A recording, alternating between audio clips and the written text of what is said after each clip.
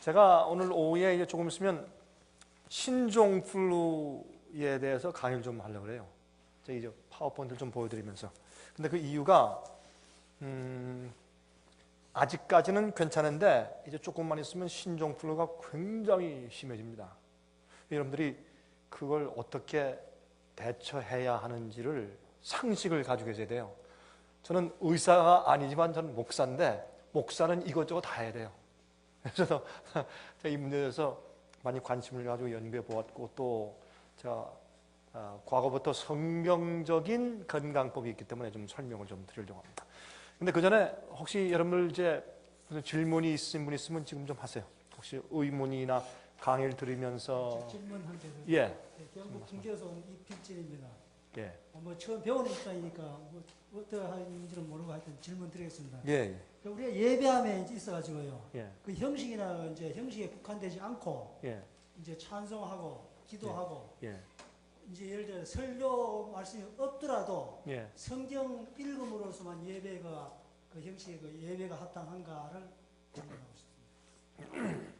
그러니까 예배는 어떻게 하는 것이 합당한 예배인가? 그다음에 또 성경 말씀만 이제 그 형식에 국한된 게 많이 있잖아요. 예. 우리가 실제 보면 가정에서 예배하면 우리가 이제 뭐 설교를 이제 솔직히 이제 뭐 그런 거 안 하니까 예. 그 예배 이제 형식 분류를 하잖아요. 예. 기도하고 찬송하고 이제 그건 뭐 기본으로 어차피 이제 드리잖아요. 예. 하는데 꼭 이제 설교 순서가 없어도 네. 이제 없으니까 이제 그게 안 되니까 네. 성경 말씀 읽고 함으로 인해서도 그게 예배에 합당한 예배가 될 수 있는가? 예.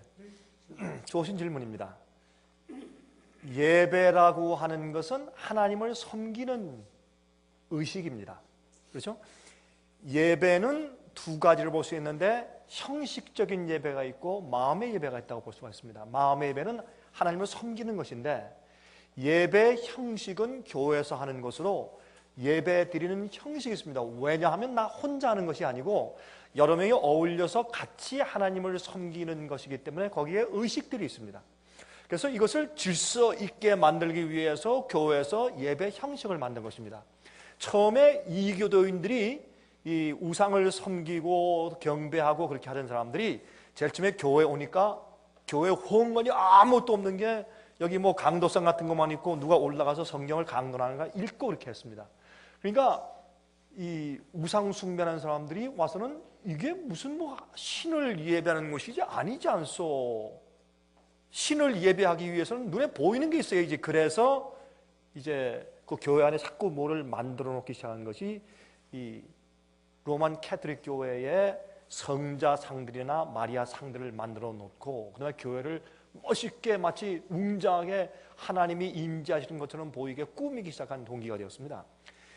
그럴 뿐더러 예배 형식이 생겼는데 예배 형식은 여러분 그 요한계시록 1장을 읽어보시면 거기에 7 교회에게 이제 보내면서 어떻게 해요?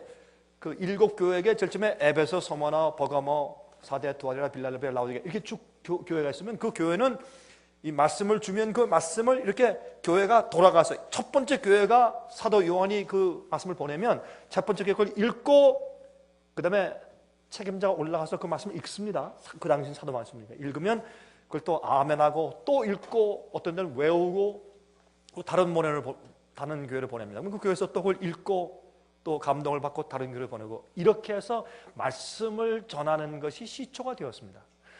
근데 여러분 그 오순절날 성령 받고 나서 사도 베드로가 말씀을 전했잖아요. 그거 할 때 뭘 했습니까? 성경 말씀에 예언된 것을 우리 시대로 적용시켜 주었습니다. 그렇죠? 그러니까 지금 요새 설교하는 것처럼 말이죠. 무슨 만담하고 재밌는 얘기하고 정말 개그맨보다 더 재밌게 얘기하고 시사 문제 얘기하고 무슨 이런 얘기 저런 얘기 참 이게 섞어서 이렇게 사람을 즐겁게 하는 그것이 설교가 아니라 성경 말씀을 풀이하는 게 설교였습니다. 근데 그 성경 말씀은 자기가 하는 것이 아니라 하나님의 영감을 받아서 기록한 사람들 선지자의 글들을 돌아가면서 읽었습니다. 지금 우리 형제님이 얘기한 것처럼 성경 말씀을 그냥 읽는 것도 예배하는 것이 됩니까? 물론입니다. 제가 그 얘기를 이렇게 좀 서로 말씀드린 것은 처음에 예배하는 형식은 하나님 말씀을 읽은 것입니다. 성경 말씀을 읽고 그대로 행하고 그 말씀을 깨달으려고 서로 의견을 좀 얘기하고 그렇게 됐겠죠. 그러나 제일 처음에 설교는 성경 말씀을 읽는 것이었습니다. 사도 베드로가 오순절 성령 받고 나서 외친 것이 무엇이었습니까? 성경의 이 시편에 또 이사야가 말한 이런 모든 예언들이 바로 이 예수님께 해당된 것이요 한 것이 설교였습니다. 그러니까 요즘처럼 말이죠, 성령을 받는다고 막 감동적으로 외치고 이런 얘기하고 저런 얘기하고 그렇게 하는 것이 아니라 성경에 말씀한 것을 우리 시대에 이것이 이렇게 이루어진 것입니다 라고 적용시키는 것이 설교였습니다. 그래서 저는 제가 설교할 때 저는 이 개인적인 얘기나 인간 얘기를 될 수 있으면 안 하려고 하는 이유가, 해도 실제로 있던 일이나 누구의 간증이나 제 경험을 얘기하는 이유가, 설교라고 하는 것은 하나님 말씀을 읽고 그 말씀을 우리에게 적용시키는 얘기하는 것 이외에는 다른 말을 하지 말아야 합니다. 설교 가운데 설교라는 것은 하나님 말씀을 하는 것이지 인간의 의견을 발표하는 것이 아니니까, 신학적인 사고방식을 발표하는 것도 아니고. 그래서 만약 성경만 읽더라도 마음에 충분히 감동을 받고 이해할 수 있다면 성경 말씀을 읽고 참 그렇다 아멘 하고 정말 찬송을 부리고 그렇게 하는 건 충분히 예배가 됩니다.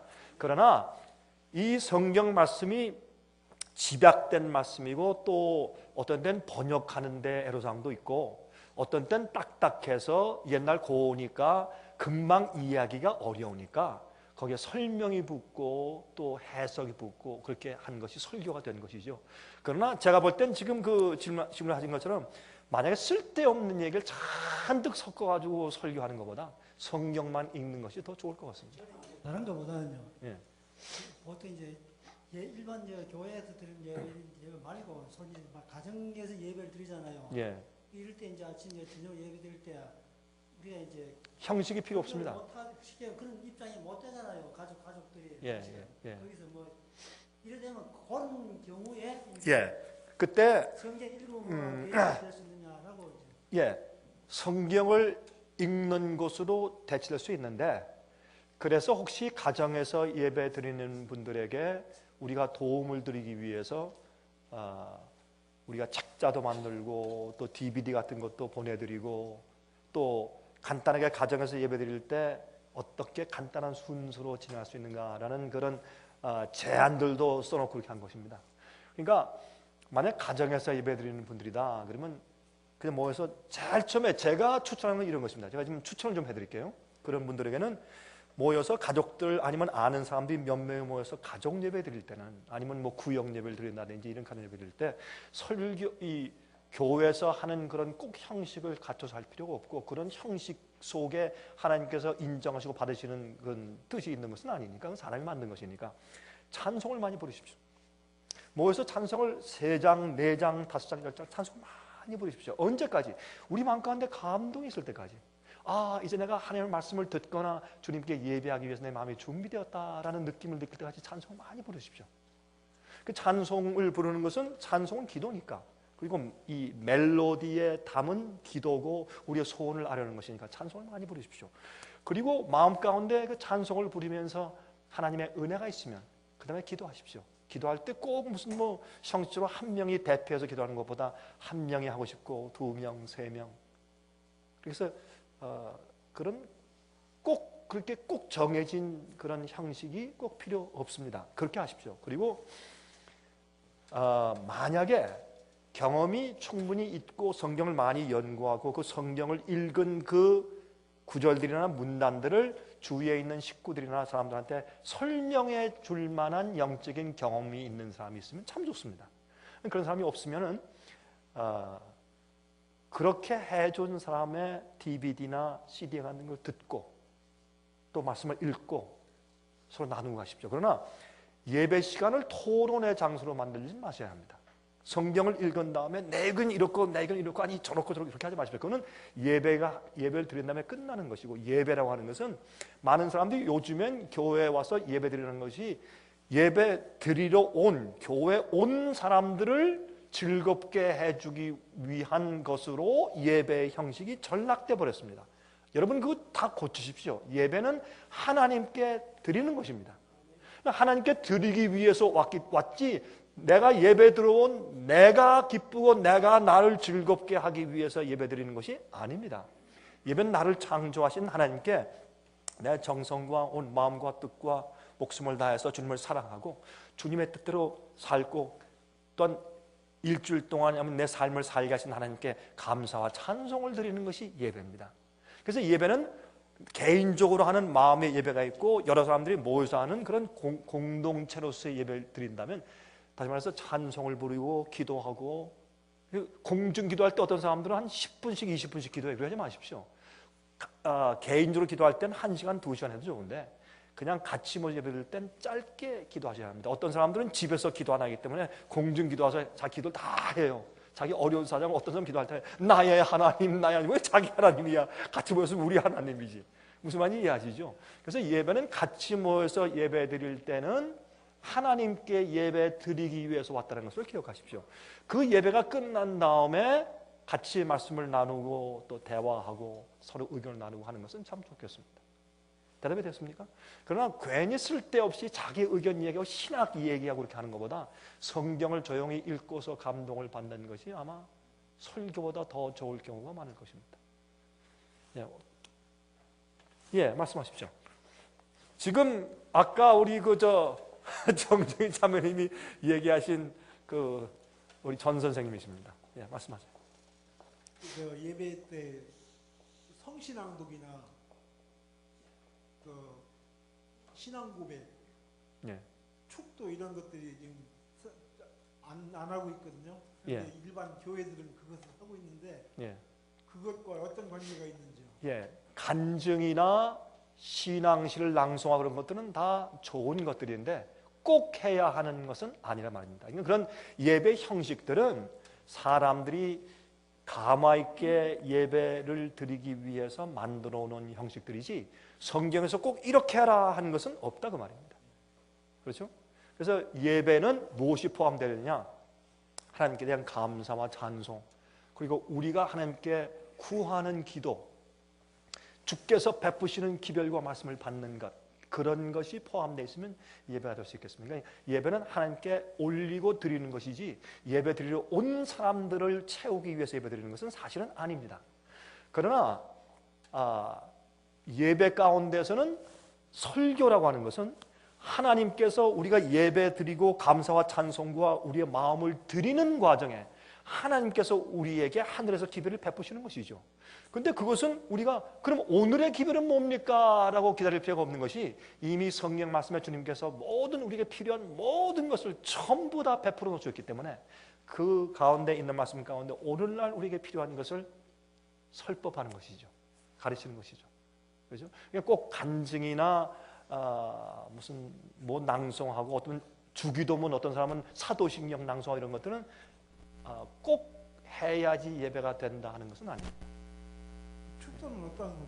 예, 축도는 저도 예배 드릴 때 축도를 합니다만은 축도는 마치 설교자나 아니면 목사가 회중들에게 무슨 마치 뭐 축복하는 것처럼, 그렇죠? 평안이, 어떤 사람은 평안이 있을지어다. 그러면 일주일 동안 모든 들어가고 나오가는 모든 일에 하나님의 축복이 임할지어다. 마치 하나님 그부터 무슨 뭐 대권을 받아서 선포하는 것처럼 그렇게 하고, 또 뭐 마치 성경에 있는 하나님께서 말씀하신 어떤 것들이 이 설교자가 선포하는 것처럼 그렇게 대언을 하는 경우가 많이 있는데, 저는 그렇게 하지 말아야 된다고 생각하는 사람입니다. 그렇게 한다고 해서 그게 뭐 잘못됐다 그렇게 말 말은 없는데, 축도로 하는 것은 말이죠, 다 끝난 다음에 목사님 아주 무슨 이거 왕도 아니고 무슨 신도 아니고 다 그래가지고 무슨 뭐 있을지어다. 전 참 그게 어색하고 이상해요. 마치 자기가 하나님을 대신하는 것처럼. 축복은 하나님께서 하시는 것이지 무슨 목사가 무슨 축복을, 똑같은데 그게 아니고. 저는 그래서 이제 예배가 끝날 때 저는 많은 경우에 저희가 녹화할 때는 무릎 꿇고 하기가 좀 그러니까 대부분 제가 무릎을 꿇고, 저도 일반 교인들과 똑같은 한 사람과 한 죄인으로서 하나님께 간구하죠. 오늘 우리가 말씀하고 들은 그 말씀으로 살게 해주십시오. 주님 감사합니다. 우리를 지켜주십시오. 하는 아뢰를 말씀을 하죠. 저는 그래서 축도를 저는 좋아하지 않습니다. 뭐 무슨 있을지어다, 평강 있을지어다. 어떤 사람들은 가라, 그래요. 목사님 가라, 일주일 동안 하나님의 은혜가 너희와 함께 있을지. 이건 거의 반말이야. 너 이거 그 경험을 제가 다 했는데, 저는 제 생각으로 축도라고 하는 것은 하나님께서 기뻐 받으시지 않는다고 저는 느낍니다. 뭐 다른 사람은 모르겠지만. 됐습니까? 목사님의 축도가 예. 르위기 6장 24절에서 26절까지는 이렇게 하라고 되어 있는 부분이 있는데요. 예.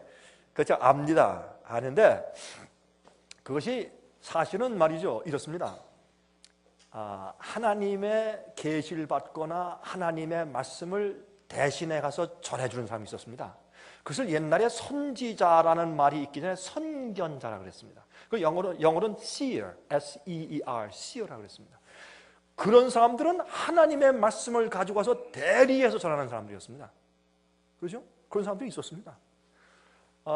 그런 사람들과 목사는 전 다르다고 저는 그렇게 느낍니다. 그래서 축도하는 것을 제가 잘못됐다 그렇게 말하고 싶은 마음은 없다고 말씀드린 이유가 그러한 성경에 있는 말씀들과 그런 이유들을 가지고 하는 것을 제가 알지만 요즘엔 너무 남용이 되어 있어요. 너무 남용을 하고 마치 자기가 신권을 가지고 사람들에게 축복을 주는 것처럼 말이죠.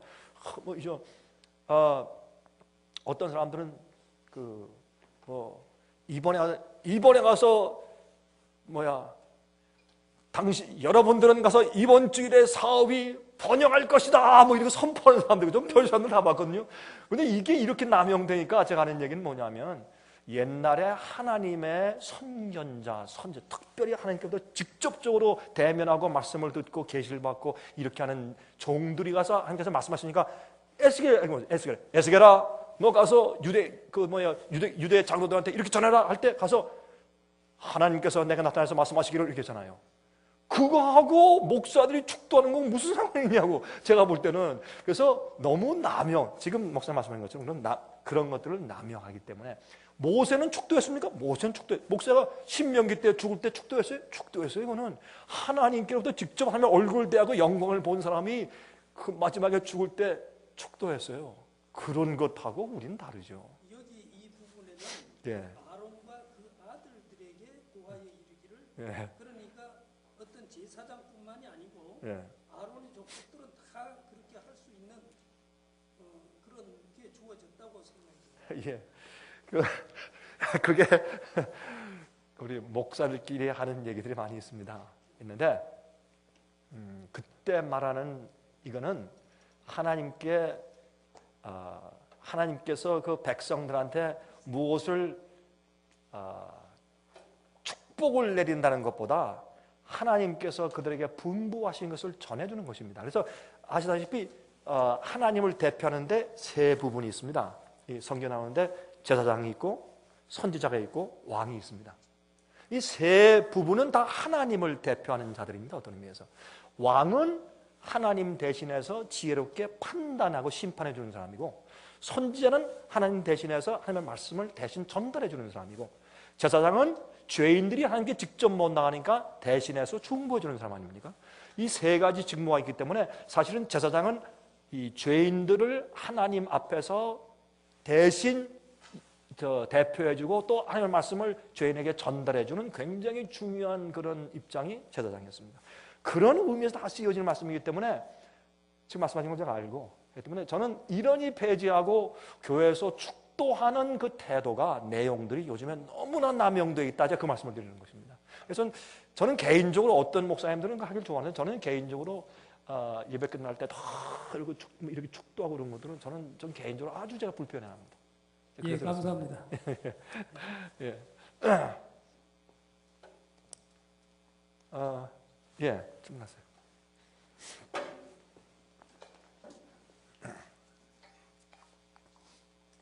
예전부터 성경 볼 때마다 잘 이해가 안 갔던 부분인데요. 예. 에베소서 2장 15절에 원수된 것 곧 의문에 속한 계명의 율법을 자기 육체로 폐하셨으니 이는 이 둘로 자기 안에서 한 세 사람을 지어 화평하게 하시고라는 말씀이 있는데요. 가장 이해가 안 가는 게 원수된 것, 왜 의문에 속한 계명이 원수됐는지, 그리고 육체로 패하셨다는 말씀과 그 이 둘이 그 제가 알기로는 그 이방인과 이스라엘 백성을 얘기하는 걸로 알고 있는지 그거에 대한 그 세 가지 설명을 좀 듣고 싶습니다. 예. 골로새 2장에 있는 십자가에서 의문의 증서를 못 박아 도말하시고 하는 얘기는 그거는 모세의 율법을 말하는 것이죠. 의문의 율법을 말하는 것이죠. 에베소에 있는 지금 읽은 그 말씀도 같은 의미의 말씀이나 지금 그 이해한 것처럼 제일 처음의 적용은 그것은 유대인들이 이방인들과 하나가 되지 못했던 것들은 복음으로 하나가 되지 않습니까? 하나가 되지 못했던 것들은 그들의 율법주의 때문에 그랬습니다. 그래서 그들은 이 할례받지 않은 사람들과는 상종하지 말아야 돼요. 그래서 베드로도 나중에 어떻게 해요? 나중에 할례받지 않은 이방인들이 오니까 같이 식사를 하다가 유대인들이 오니까 놀라서 도망갔죠. 그러다 왜 율법으로 이렇게 벽이 만들어져서 이방인과 유대인들이 갈라져 버린 것이죠. 그래서 복음으로 하나가 되었죠. 그래서 여러 가지 그 해석들을 이런 이모저모로 붙일 수도 있습니다. 하나님과 우리 사이에, 그렇죠? 그런 것도 거기 의미가 들어있기 때문에 여러 가지 설명할 수 있으나, 그러나 지금 설명한 것처럼 가장 중요한 것은 간단히 설명드리면 율법의 가르침, 의문의 가르침, 다시 말해서 모세의 율법대로 살지 않는 자들과는 상종하면 안 돼요. 그러나 이제 그 의문의 율법은 앞으로 오시는 메시아를 설명해주는 예언으로 주어진 것이니까 실제 유월절 양이신 메시아가 온 다음부터는 예언적으로 주신 그 의문의 율법을 행하는 자체는 필요 없게 되었지 않습니까? 양자바자 되는 것이 더 이상 필요 없게 되었고, 그렇죠? 그 다음에 마음의 할례하는 거듭남의 경험이 올 때는 육신의 할례 자체는 육신은 좋은 거지만 꼭 그것이 하나님께 간합되는 조건이 되지 않고, 이런 모든 것들이 또 절기 지키는 것도 예수께서 오신 다음에 그러면 절기가 소용없게 되지 않습니까? 이런 모든 것들. 그래서 복음으로 막힌 담이 무너져서 한 몸이 되었다는 것은 지금 설명한 것처럼 그 의문의 율법이 폐한 때문에 복음으로 이제는 이방인들과 선택된 백성들이 차이가 없이 하나가 되었다라고 해석하는 것이 가장 기본적이고 무난합니다. 네. 의문의 율법이 그 두 가지를 다 제사제도와 절기제도를 다 포함하나요? 아니면 이쪽에서 다 포함하는 거예요. 다시 말해서 그 신명기 10장을 보면 모세가 말씀하기를 어떻게 했습니까? 하나님께서 두 돌비에 친히 십계명을 돌비에 기록해 주신 다음에 이것을 지성소 안에 있는 법궤 언약궤 안에 두라고 지시하신 얘기가 나오고, 신명기 31장에 보면 가죽책에 이 모세가 하나님의 율법을 친히 자기 손으로 기록하여 그 책을 두루마리를 지성소에 있는 언약궤 곁에 두어라 하는 말씀이 나와요. 그렇게 두 가지 율법으로 구분돼서 말씀합니다. 그러니까 이 법궤 안에 있었던 십계명과 법궤 곁에 두었던 의문의 증서 두 가지로 설명하는 것입니다. 그래서 그 의문의 증서는 다시 말해서 사회법, 왜냐하면 이스라엘 나라는 그 당시에 나라였으니까 하나님의 진리와 그 진리의 문화를 가지고 전통을 가지고 있는 어떤 한 민족이 필요했으니까 그런 민족을 통해서 하나님의 진리와 하나님의 진리대로 사는 것이 무엇인지를 보여주는 한 단체가 필요했으니까 그 사회법도 있고 위생법도 있고, 그렇죠? 제사법도 있고 절기법도 있고, 그런 모든 것들이 전부 다 포함된 것이 기록하는 것이 의문의 증서입니다. 모세가 십계명 이외에 기록한 모든 것들을 통틀어서 우리가 의문의 증서라고 말할 수 있습니다. 맞습니까? 예, 말씀하세요.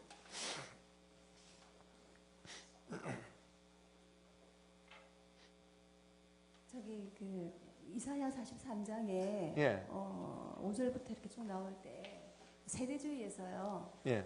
그 이스라엘의 회복 있잖아요. 예. 45년에 이스라엘 회복을 두고 그 두려워 말라 내가 너희와 함께 할 것이고 내 자손을 동방에서 모으며 서방에서 부르고 이렇게 해가지고 쭉 나오는 말씀을 예. 이스라엘 회복으로 이렇게 얘기를 하거든요. 예. 근데 이게 참 뜻이 무엇인지 예. 알고 싶어서. 예. 네. 에스겔서에 있는 뒷부분에 36장, 37장 이후에 있는 부분과 그 다음에 이사야서에 있는 41장, 42장, 43장, 44장 45장 쭉 나갈 때는 물론 조금 표현은 다르지만 거기 있는 내용들이 다 같은 것인데 이스라엘의 회복을 말합니다. 근데 그 회복을 예를 들어서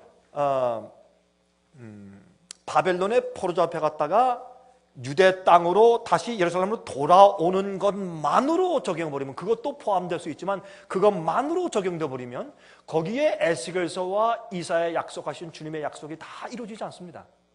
그래서 그렇게만 적용시킬 수가 없습니다. 뭐 광야에 꽃이 피고 사막에 무슨 뭐 꽃이 피고 이런 것들 말씀해요. 그러면 그래서 그것을 요즘에 또 하나는 적용은 이스라엘 나라가 1946년도, 47년도, 48년도에 이스라엘 나라가 생겼지 않습니까? 저 중동 지방에.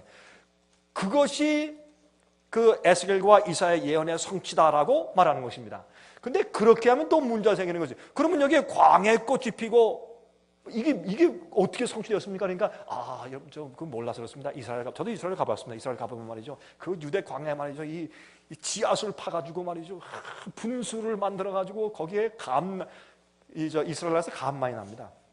감, 과일, 채소 다 해서 그 농사 짓는 거 보여주면서 광야가 꽃을 피우고 이렇게 적용을 해요. 그걸 말하는 것이 아니고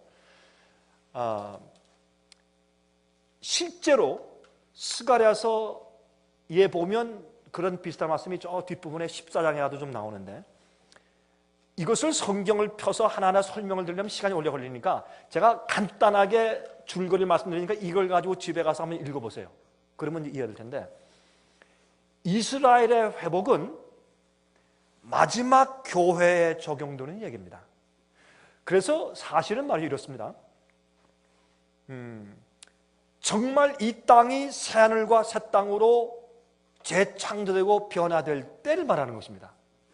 예수님께서 이 땅에 오실 때 이 땅은 어떻게 됩니까? 황폐하고 황무하게 됩니다. 그렇죠? 7 재앙으로 이 땅이 완전히 황폐하게 되어버리고 예수께서 이 땅을 그냥 깜깜한 대로 놔두시고 하늘에 올라가서 이 땅은 1000년 동안 쉰다고 했습니다. 1000년 동안 이 땅이 쉬죠.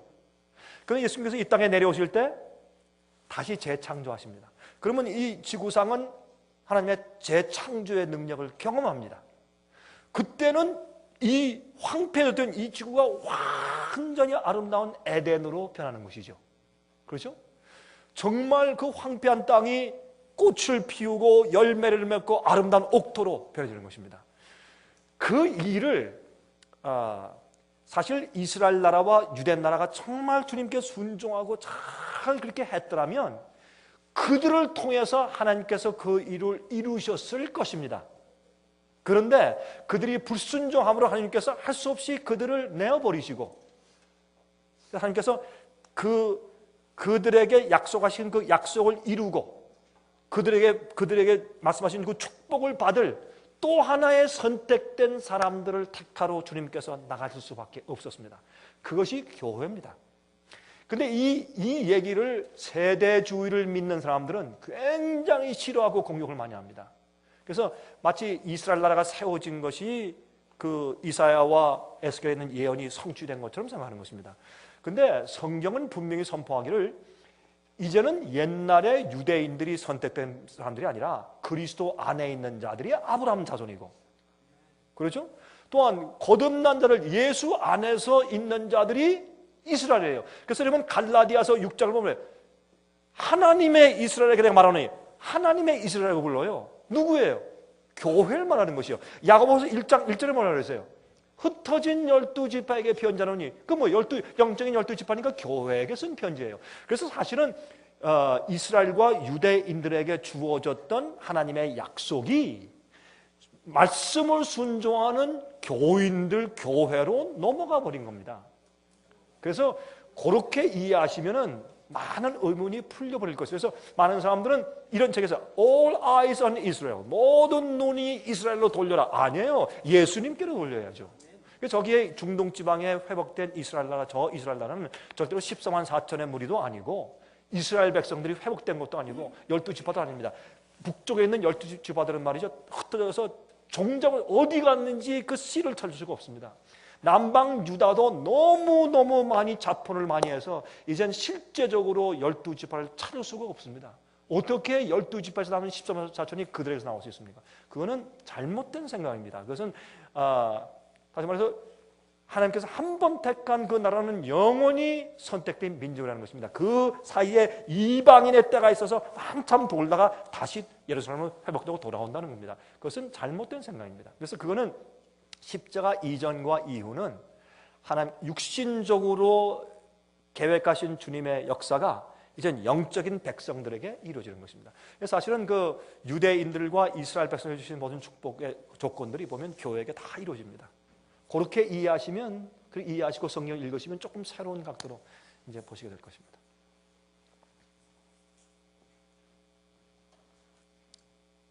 질문할 거 있으세요? 없으면 제가 이제 강의 좀 할까요? 예? 예.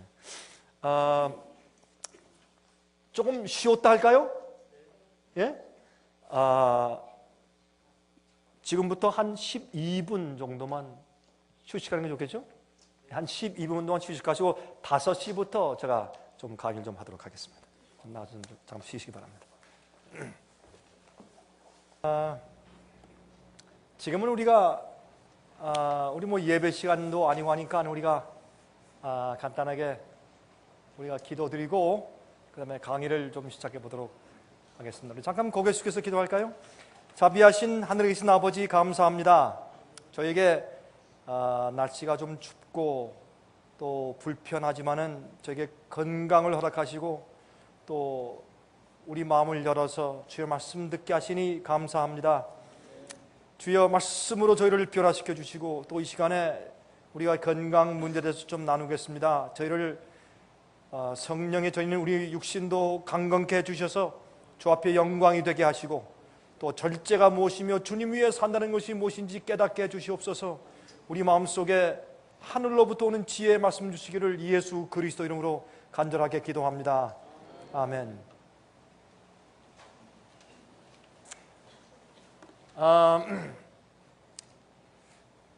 사실 저는 뭐 의료인도 아니지만은 제가 이해하는 신종플루에 대한 문제점과 우리가 이것을 어떻게 막아야 할 것인가, 어떻게 우리가 신종플루를 이기게 우리 몸을 만들 수 있을 것인가 하는 것을 좀 잠깐 좀 강의하려고 합니다. 제목을 이렇게 좀 붙여봤어요. 신종플루와 면역력. 여러분, 신종플루가 뭡니까? 신종플루는 똑같은 감기 독감입니다. 보통 유행성 감기처럼 플루, 독감이죠. 그런데 사실은 신종플루의 원래 이름이 돼지 독감이었죠. 스와인 플루. 그런데 이 돼지 키우는 사람들이 난리가 났습니다. 돼지 독감이라고 말하지 말라고. 그래서 이름을 바꾼 것이 신종플루로 이름을 바꿨습니다. 근데 원래 돼지 독감이란 말을 하다가 그걸 바꿨을 때 그 이름이 H1N1이었습니다. 그렇죠? H1N1은 공교롭게도 옛날 미국에서 군사시설에서 이 미생물 폭탄을 만드는 제작실에서 있던 어떤 바이러스균을 붙인 이름이었습니다. 그 바이러스를 H1N1이라고 이름을 했었습니다, 과거에. 그래서 이것이 스와인 플루의 이름을 바꾸는 과정에서 H1N1이라고 이름을 붙였는데 그것이 바로 이 스와인 플루였죠. 옛날에 이 돼지 독감이나 아니면 스페니쉬 독감 뭐 이런 그 독감들이 세상을 한 바퀴 돌았죠. 옛날에 흑사병이라는 것도 있었지 않습니까? 이런 대유행하는 그런 것들이 돌았습니다. 돌았을 때에 옛날에 진짜 돼지 독감이 있었어요. 그것 때문에 상당히 많은 사람이 수천만 명이 죽었었습니다. 그래서 그 돼지 독감을 어떤 사람들 얘기는 그때 돼지 독감의 바이러스를 지금도 보유하고 있다가 한참 시간이 지나면은 거기에 대한 면역력이 없어져 버립니다. 한참 세월이 지나면 몇 세대가 이제 거듭되면 그 다음에 이것을 미생물 폭탄으로 사용하려고 한 것이다라고 말하는 사람도 있지만은 거기에 대해서 우리가 지금 논하자고 하는 것이니까 우리 그런 얘기가 있다는 것을 우리가 알고 지나가고 그 병의 증세를 치료하다가 그 원인을 키운다라는 말을 좀 잠깐 생각하고 지나가십시다. 포커스 잘 맞았습니까? 잘 보입니까? 대개 우리가 병 걸리면 약을 먹죠. 그렇죠? 약이라고 하는 것은 병의 원래의 뿌리를, 원래의 원인을 해결하는 약은 세상에 없습니다. 우리 몸속에 있는 병은, 문제는 우리 몸 자체가 해결해야 합니다. 우리 몸속에 일어난 병의 원인과 그 자체를 약을 밖에서 들여다가 먹음으로 해결하는 것은 이 세상에 아무것도 없습니다. 사실은 병이 있다고 해도 그 몸에서 그 병을 치료하는 것을 도와주는 역할을 해서 약이 치료했다고 하는 것이죠.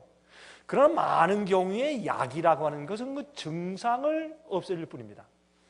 만약에 우리가 감기에 걸려서 말이죠, 열이 나고 지끈지끈 머리가 아프고 막 그렇게 할 때는요, 어떤 의미에서 빨리 약을 먹고서 치료하는 것보다, 급하니까 약을 먹어야죠. 저는 약 먹는데 제가 반대하는 것은 아닌데, 그런 급한 경우에 사실은 실제로 하려면은 열이 나는 것은 감사한 일입니다. 바이러스가 들어가서 싸우는데 열이 안 나면 우린 죽죠. 막 전쟁하니까 열이 나죠. 열이 나는 건 하나님께 감사하고, 기침이 나야 되는 거예요. 기침이 나와야 기침 콕 하려고 할 때 속에 있는 바이러스가 다 튀어나가니까 기침을 해야죠. 그래서 많은 그런 증상들은 사실은 우리에게 도움을 되는 것들인데, 우리는 그 고통을 참기가 어려우니까 약을 먹어서 증상들을 빨리 없애보려고 하는 것이죠. 위장에 소화가 안 된다. 그러면 일단은 소화제를 먹어버리고 또 먹죠. 그러지 말고 배가 아프고 소화가 안 된다 그러면 굶어야죠. 스스로 위장에서 그 소화가 안 되는 것을 풀고 해결할 때까지. 이것이 사실은 병을 치료하는 우리의 태도가 되어야 합니다. 근데 약을 일단 먹어버리면 그 우리가 나타난 증상들을 없애는데, 어떤 때는 증상이 없어지면 내 속에 병이 있는지 없는지를 몰라요. 그래서 더 위험할 수가 있어요. 증상이 생겨야 문제가 있구나. 끙끙 알아야죠. 끙끙 앓고서 그게 나아야지 내가 문제가 있어서는 걸 아는데, 그 증상을 없애버리면 진짜 내 속에 무슨 병에 문제가 있는지를 모르고 병의 뿌리를 키울 수가 있단 말입니다. 이 말씀은 제가 왜 하고 시작하냐면, 신종플루도 마찬가지예요. 신종플루 하면 다 겁을 내고 난리를 하는데 꼭 그럴 필요는 없어요. 지금은 이 신종플루가 초기 단계이기 때문에 변형이 안 됐어요. 이 신종플루가 변형이 돼버릴 때 그건 정말 위험합니다. 이 신종플루가 변형이 되면 옛날에 이 스페니쉬 플루라고 하는 것이 1916년도에 있었어요. 1916년도에 20세기 초기에 이 스페니쉬 플루라는 게 있었는데, 그 독감에 걸려버린 사람들이 처음에는 별로 괜찮았는데 2년 후에 변종이 된 다음에 3천만 명이 죽었습니다. 세계에서 3천만 명이 한 4천만 명 정도가 죽었습니다. 그러니까 이게 무서운 게, 지금 현재 신종플루는 어떤 의미에서 독감보다 덜 독해요. 독감이 더하지 신종플루보다. 그러나 그래서 신종플루에 걸린 사람들 가운데 죽는 사람들이 있는데, 그 죽는 사람은 걸린 사람보다 다 죽는 게 아니라 신종플루에 걸렸다가 낫는 사람들이 더 많죠 지금. 그러나 죽는 사람들은 특별히 몸에 허약한 점들이 있기 때문에 죽는 것입니다. 면역력이 아주 떨어진 사람들이 죽는 것이죠. 그래서 대부분 누구한테 많이 걸려서 치사량이 많아요? 어린아이들. 왜 그렇습니까? 어린아이들은 면역력이 적으니까. 그 나이가 든 사람들은 그냥 병들이나 독감을 전부 다 통과해가지고 웬만한 건, 우리가 폐결핵 같은 건 요새 잘 걸리나요? 잘 안 걸리잖아요. 우리가 옛날 한국에 폐결핵 조금 증상이 없었던 사람이 누가 있어요? 다 한 번 지나갔으니까 면역력이 생긴 것이죠. 그러니까 어린아이들은 면역력이 없으니까 신종플루 걸리면 죽는 그 비율이 많은 것입니다. 쉽게 얘기해서. 그래서 지금 현재 신종플루는 그렇게 위험한 것은 아닌데, 이게 바이러스가 변종이 됐을 때, 변종이라는 것은 무엇이냐면 다른 바이러스와 접촉을 해가지고 합쳐져서 이상한 것으로 돌연변이 될 때, 그게 무서운 겁니다. 그거는 약도 없어요. 걸리면 죽는 것입니다. 그만큼 무서운 것이 신종플루의 돌연변입니다. 아직까지 돌연변이의 상태까지 나가지 않았기 때문에 그렇게 두려운 것은 아니나, 그러나 이것이 이제 이번 겨울을 통과하면서 돌연변이 될지 다음 해의 겨울에 통과하면서 돌연변이 될지 그건 우리가 알 수가 없어요. 하나님만 아시겠죠. 그러나 이것이 돌연변이 되어서 퍼진다 할 때는 치명적인 일이 될 수 있는데 WHO World Health Organization에서 보고하기를 이번 이 플루로 이 전 세계 인구 가운데서 10억 이상이 걸리고 어떤 보고하면 20억 정도 이 지구의 인구의 3분의 1이 걸릴 가능성이 있고 걸린 다음에 약 한 2억 내지 3억 명이 죽을 수 있다라고 보고를 했습니다. 이런 보고가 나오니까 사람들이 겁이 나가지고 난리가 나죠. 제가 말씀드렸지만 미국에는 한 2,500만 명이 지금 걸려 있어요. 그래도 미국은 나라가 커서 그런지 별 크게 막 떠들고 뭐 난리를 안 하는데 그래도 뭐 굉장히 주의시키고 그다음에 백신 맞게 하고 굉장히 말을 하지만은 한국은 뭐 난리예요. 제가 보니까 미국보다 한국이 더 난리야. 한국 사람들은 이 미디어에서 사람들 선동하는 게 그걸 잘하잖아요. 잘하고 또 한국 사람들은 미리부터 그냥 막 열성적이니까 한국 사람의 열성을 누가 따라가겠어요. 그래서 한국 사람은 조금 더 그런데 지금보다는 오히려 이것이 돌연변이 된 다음에 그때는 정말 무섭습니다. 아마 돌연변이가 돼서 이제 이 신종플루가 퍼진다 할 때는 우리가 이런 집회 못할 겁니다. 그때는 정부에서도 집회하는 건 다 막을 겁니다. 그때의 경제적인 타격을 한번 생각해 보십시오. 엄청날 겁니다. 그러면 사람들이 여행하겠어요? 그때 누가 비행기 타겠어요? 누가 기차 타겠어요? 누가 버스 타겠어요? 그때 거기에 올 이 도미노식으로 경제적인 파급을 생각해 보세요. 엄청난 일이 생길 수 있어요. 그래서 우리가 하나님께 기도해야 돼요. 그래서 우리가 그런 돌연변이 생기기 전에 여러분과 제가 지금 해야 될 일이 있어요. 제가 그것을 설명하는 것이에요. 네? 그리고 또 한 가지는 참 이건 그래서 우리는 만약에 신종플루에 돌연변이가 왔다, 이게 퍼진다, 그럴 때 여러분들은 꼭 저희 인터넷을 통해서 말씀을 드리시기 바랍니다. 그래서 우리의 인터넷 사업을 시작하신 거예요. 요새 우리 인터넷을 통해서 복음 전파가 너무 잘 돼, 너무 힘있게 나가고 요즘에 아주 우리 인터넷을 통해서 들어와서 말씀 듣는 사람 숫자가 점점 늘어납니다. 이건 주님의 은혜고 주님의 섭리입니다. 하나님께 감사합니다. 그래서 앞으로 아마 모르겠어요. 뭐 어떤 일이 생길지 우리는 모르니까 만약에 이 신종플루가 퍼져가지고 막 돌연변이 돼서 사람 막 죽으면서 막 퍼져나간다, 막 몇천만 명이 죽었다, 막 1억에 육박한다, 막 이럴 때는 사람들이 모여서 집회할 수 있겠어요? 다 겁이 나서 오라 그래도 안 하지. 저는 오겠어요. 근데 사람들이 겁이 나서 오겠어요. 그러나 이러니 배제하고 그럴 때 제가 여러분 안녕하십니까? 강병호 목사입니다. 한국에 계신 여러분 안녕하십니까? 이렇게 하고 제가 인터넷에서 방송할 줄 몰라요. 그럼 어쨌든 우리가 같은 주의 말씀과 성령 안에서 주님의 은혜 가운데서 계속 우리 고통하게 될 것입니다. 보세요. 동일한 장소에서 먹고 생활하는 사람들 중에서도 어떤 사람들은 감기에 걸리고 암에 걸리는데 어떤 사람들은 아무런 증세를 나타나지 않을 때 지나갑니다. 그렇죠? 똑같은 장소에 똑같이 먹고 살고 똑같은 나라에 똑같은 환경 가운데 사는데 이게 무슨 차이냐? 이러한 질문과 깊은 관련이 있는 것은 바로 우리 몸이 가지고 있는 면역 시스템, 이게 저항력의 문제다 하는 것을 말한다고 말해요.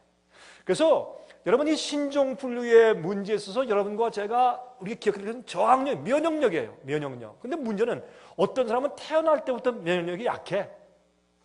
그건 어떻게? 태어날 때부터 유전적으로 면역력이 약한 사람이 있어요. 어떤 사람은 태어날 때부터 면역력이 강해요. 그럼 이거 어떻게 하겠냐고요? 그래서 이러니 배제하고 이제부터 여러분과 제가 해야 될 우리의 그리스도인으로서, 사회인으로서 한 가지 의무가 있어요. 면역력을 키웁시다. 그거 해야 돼요. 이거는 반드시 해야 돼요. 여러분들은 이건 초이스가 없어요. 이거는 우리 뭐 선택되는 옵션이 없어요. 무조건 해야 돼. 네? 자, 현대의학이 놀라울 정도로 발전을 거듭하고 있음에도 불구하고 각종 질병과 난치병의 숫자는 계속 늘어나고 있습니다. 여러분 정말 어렵습니다. 정말 이 온역을 뭐라 그래요? 고칠 수 없는 병들이 점점 늘어나고 있습니다. 우리들은 이제 질병의 증세를 끊임없이 쫓아다니든지 아니면 저항력을 향상시킴으로써 질병을 극복할 것인가를 선택해야 될 때가 왔습니다. 이제는 약을 먹어서 치료한다 하는 때가 사라집니다. 앞으로 온역이 오면 약 가지고 해결이 안 돼요. 항생제 가지고 해결이 안 돼요. 백신 가지고 해결이 안 돼요. 그래서 이젠 여러분과 제가 한 가지 선택해야 될 텐데, 이제 앞으로 온역이 오는 마지막 시대에 살면서 칠지양 때는 하나님의 전능하신 날개가 우리를 덮어서 보여줄 것이에요. 그때 주님을 알고 인침받은 백성들은 온역에 걸리지 않습니다. 일곱 재앙 받지 않습니다. 할렐루야, 찬송합시다. 아유, 참 아멘 소리 봐라. 아유, 왜들 그러세요? 그래서 우리가요, 하나님의 인침받은 사람들은 절대로 칠재앙의 해를 받지 않습니다. 그러므로 그건 걱정할 필요 없는데, 그 전에 지금부터 일요일 이 짐승의 표의 환란이 올 때까지와 짐승의 환란 때부터 큰 전쟁이 있고 큰 소리 외침이 있으면서 마지막 대환란이 오면서 은혜 시간이 끝날 때까지, 이해하시겠습니까? 그때까지가 여러분과 제가 살아남아야 할 때입니다. 그게 얼마 동안이냐? 예를 들어서 지금부터 짐승의 표가 올 때까지 1년 남았다, 2년 남았다, 6개월 남았다, 누가 알겠냐 말이에요. 모른단 말이에요. 그러나 제가 생각하기로는 얼마 안 남았습니다. 아주 짧은 기간에 마지막 환란이 닥쳐올 것입니다. 제가 오늘 저녁 시간엔 제가 거기에 상관되는 말씀을 조금 나누려고 그렇게 생각을 합니다. 그래서 지금부터 이 짐승의 표의 환란이 올 때까지 얼마일지 모르지만 그때와 그 다음에 짐승의 표의 환란이 이 세상을 뒤엎고 모든 믿는 사람이나 믿지 않는 사람이나 이때 모든 관심이 도대체 이게 뭐야? 어떻게 하면 내가 살아남을 수 있어? 라고 세상이 뒤집어지는, 하나님 말씀 때문에 세상이 뒤집어지는 엄청난 일이 생겨요. 그래서 믿는 사람이나 믿지 않는 사람이나 전부 다 거기에 신경을 쓰게 되는데, 그래서 두 무리로 갈라져요. 짐승의 표를 받은 자들과 하나님의 인을 받은 자 두 무리로 갈라져요. 이 세상이. 그때는 중간이 없어요. 그런 엄청난 일이 진행된 다음에 온 세상에 복음이 전파되는데, 그때 성령을 받은 사람들이 나가서 크게 외쳐요. 내 백성아, 거기서 나와 그 죄에 참여하지 말고 그 받을 재앙을 받지 말라 라는 마지막 음성이 들려요. 그때는 정말 천사들이 내려와서 주의 백성과 함께하고 성령이 충만해서 그들은 담대하고 두려워하지 아니하고 말씀이 분명하고 짤막하고 명료하고 듣는 사람들 가슴을 파고 들어가서 결정케 만드는 마지막 큰 성령의 역사가 생겨요. 그 일이 얼마 동안일지 그건 우리가 몰라요. 예를 들어서 짐승의 표 환란이 시작된 다음부터 시작해서 이제 세상에 은혜 시간이 끝나고 하나님께서 모든 사람들에게 전부 복음을 전파한 다음에 이 세상에 있는 모든 인류가 이제 하나님을 택할 것이냐, 다시 말해서 하나님의 계명을 지키는 하나님의 인을 택할 것이냐, 아니면 짐승의 표, 인간의 전통을 따르고 인간의 명령을 따를 것이냐 하는 이 두 가지의 결정이 이루어져요. 모든 사람들이 그때 가서는 다 복음을 듣고 다 눈에 보여요. 왜 그런 줄 아세요? 그때 두 가지의 역사가 있어요. 주의 백성들이 성령에 충만해서 나가서 얘기할 때 굉장한 파워가 있어요. 그때는요, 우리가 상상하지 못한 단순한 방법에 하나님께서 능력을 주셔서 빠른 시간 내에 복음이 확산돼 버려요. 그리고 누가 생겨요? 순교자가 생겨요. 왜 순교자가 필요했어요? 과거에? 순교자는 복음을 전하기 위해서 필요한 거예요. 순교자가 죽으면 사람들이 지나가다 참 이상하다. 저 사람 왜 그 교회 말 안 듣다 저렇게 순교를 당해? 그 뭐 잘못했으니까 뭐 당연히 죽겠지. 그렇게 했는데 1명 죽고 2명 죽고 10명, 20명 죽고 100명 죽으면 사람들이 지나가다 그 참 이상하다. 왜 저 사람들이 선한 사람 같은데 뭘 잘못했길래 정죄받아 저렇게 죽느냐? 라는 마음이 들어가요. 그것이 옛날 순교사입니다. 그런데 나중에 지나다 보니까 자기가 동네에서 친하던 친구가 죽어가, 쟤는 아닌데, 쟤는 정말 진실된 그리스도인이고 저 사람은 진짜 올바른 사람인데 왜 저렇게 죽어? 이상하다 라는 일들이 생겨요. 그때 저 사람들이 믿고 말하는 것이 혹시 저게 옳은 거 아니야? 그러면 이거 교회가 잘못된 거 아닌가? 순교자들 때문에 많은 사람의 이 우둔한 서방식이 깨어나 버려요.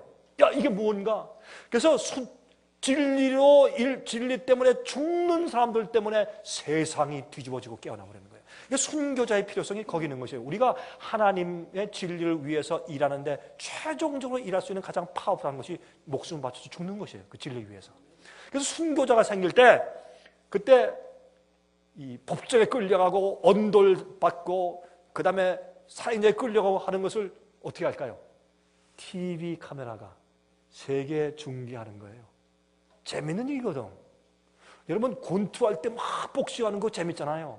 사람을 잡아 죽이니까 그거 어떤 의미에서 사람들이 익사이트 하잖아요. 그리고 이게 왜 그러냐 이거예요. 또 왜 믿는 자가 믿는 자를 죽이냐 이거 왜 그러냐. 이런 것 때문에 순교당하러 형장에 끌려나가든지 아니면 법정에 선 사람들이 TV 카메라를 통해서 온 세상에 중계가 돼. 그때 그 사람들이 무슨 얘기를 할까요? 거기서 진리를 말해요. 판사가 물을 때, 검사가 물을 때 그들이 성경 말씀을 가지고 평안한 태도를 가지고 예수께서 말씀하신 너희가 법정에 끌려 사람들이 너에게 너희의 이유를 물을 때 무슨 답변을 할까 염려하지 말라. 성령께서 그때 너에게 할 말을 주실 것이라 했죠. 그 약속이 우리 그때 이루어져요. 입을 벌리면 성령 말씀이 쫙 나면서 내가 이렇게 살고 이렇게 지켜야 되는 이유가 이렇습니다 라고 설명하는 것입니다. 그때 그것이 돈 내지 않고 프리로 온 세상에 중계가 돼. 우리는요 미국에서 지금 TV 방송할 때 돈을 내야 돼요. 예? 돈을 내야 되는데 그때는 돈을 안 내도 돼. 온 세계에 나가요. 그것도 복음을 전하기 위해서. 얼마나 파워풀해. 그래서 우리가 생각지 않은 단순한 방법으로 하나님께서 세상에 신속하게 복음을 마치실 것이에요. 그렇게 되기 위해서 우리가 준비해야 돼요. 주님께서 증인들이 준비 안 되니까 빨리 마치시지 못하죠. 그러니까 지금부터 짐승의 폐 환란까지, 짐승의 폐 환란부터 7장 될 때까지 여러분 그렇게 복음이 다 전파되면 하나님께서 어떻게 해요? 이 세상 사람들에게 은혜 시간을 다 끝마쳐요. 은혜 시간을 끝내요. 그러면 더 이상 회개할 기회가 없어요. 더 이상 진리를 전파할 게 필요가 없어요. 이젠 입을 다물고 하나님의 전능자 날개안에 숨어야 돼요. 그때는 이 세상에 7재앙이 쏟아져요. 무서운 때예요. 7재앙이 쏟아질 때 그때는 이 세상의 종말이에요. 짐승의 표를 받은 자들에게 7재앙이 쏟아져요. 하나님의 진노가 퍼부어져요. 그러나 하나님의 인을 받은 자들은 하나님의 거룩한 천사가 날개로 그들을 보호하는 놀라운 일이 생겨요. 하늘에서 생명 강수를 떠다가 물을 마시게 하고 하늘에서 만나를 주어서 우리를 먹게 해서 성도들에게 먹을 것과 마실 것이 보장되는 놀라운 기적들이 생겨요. 그럴 때까지의 그 기간이 1년일지 2년일지 아무도 몰라요. 지금부터 짐승의 환란 때까지 1년 걸릴까? I don't know. 여러분 아세요? 그때부터 은혜 시간이 끝나고 7장 내릴 때까지 1년일지 I don't know. 저도 몰라요. 그러나 그 기간 동안에 여러분과 제가 살아남아야 돼요. 어떤 자들이 하나님께서 특별히 보호해 주신다?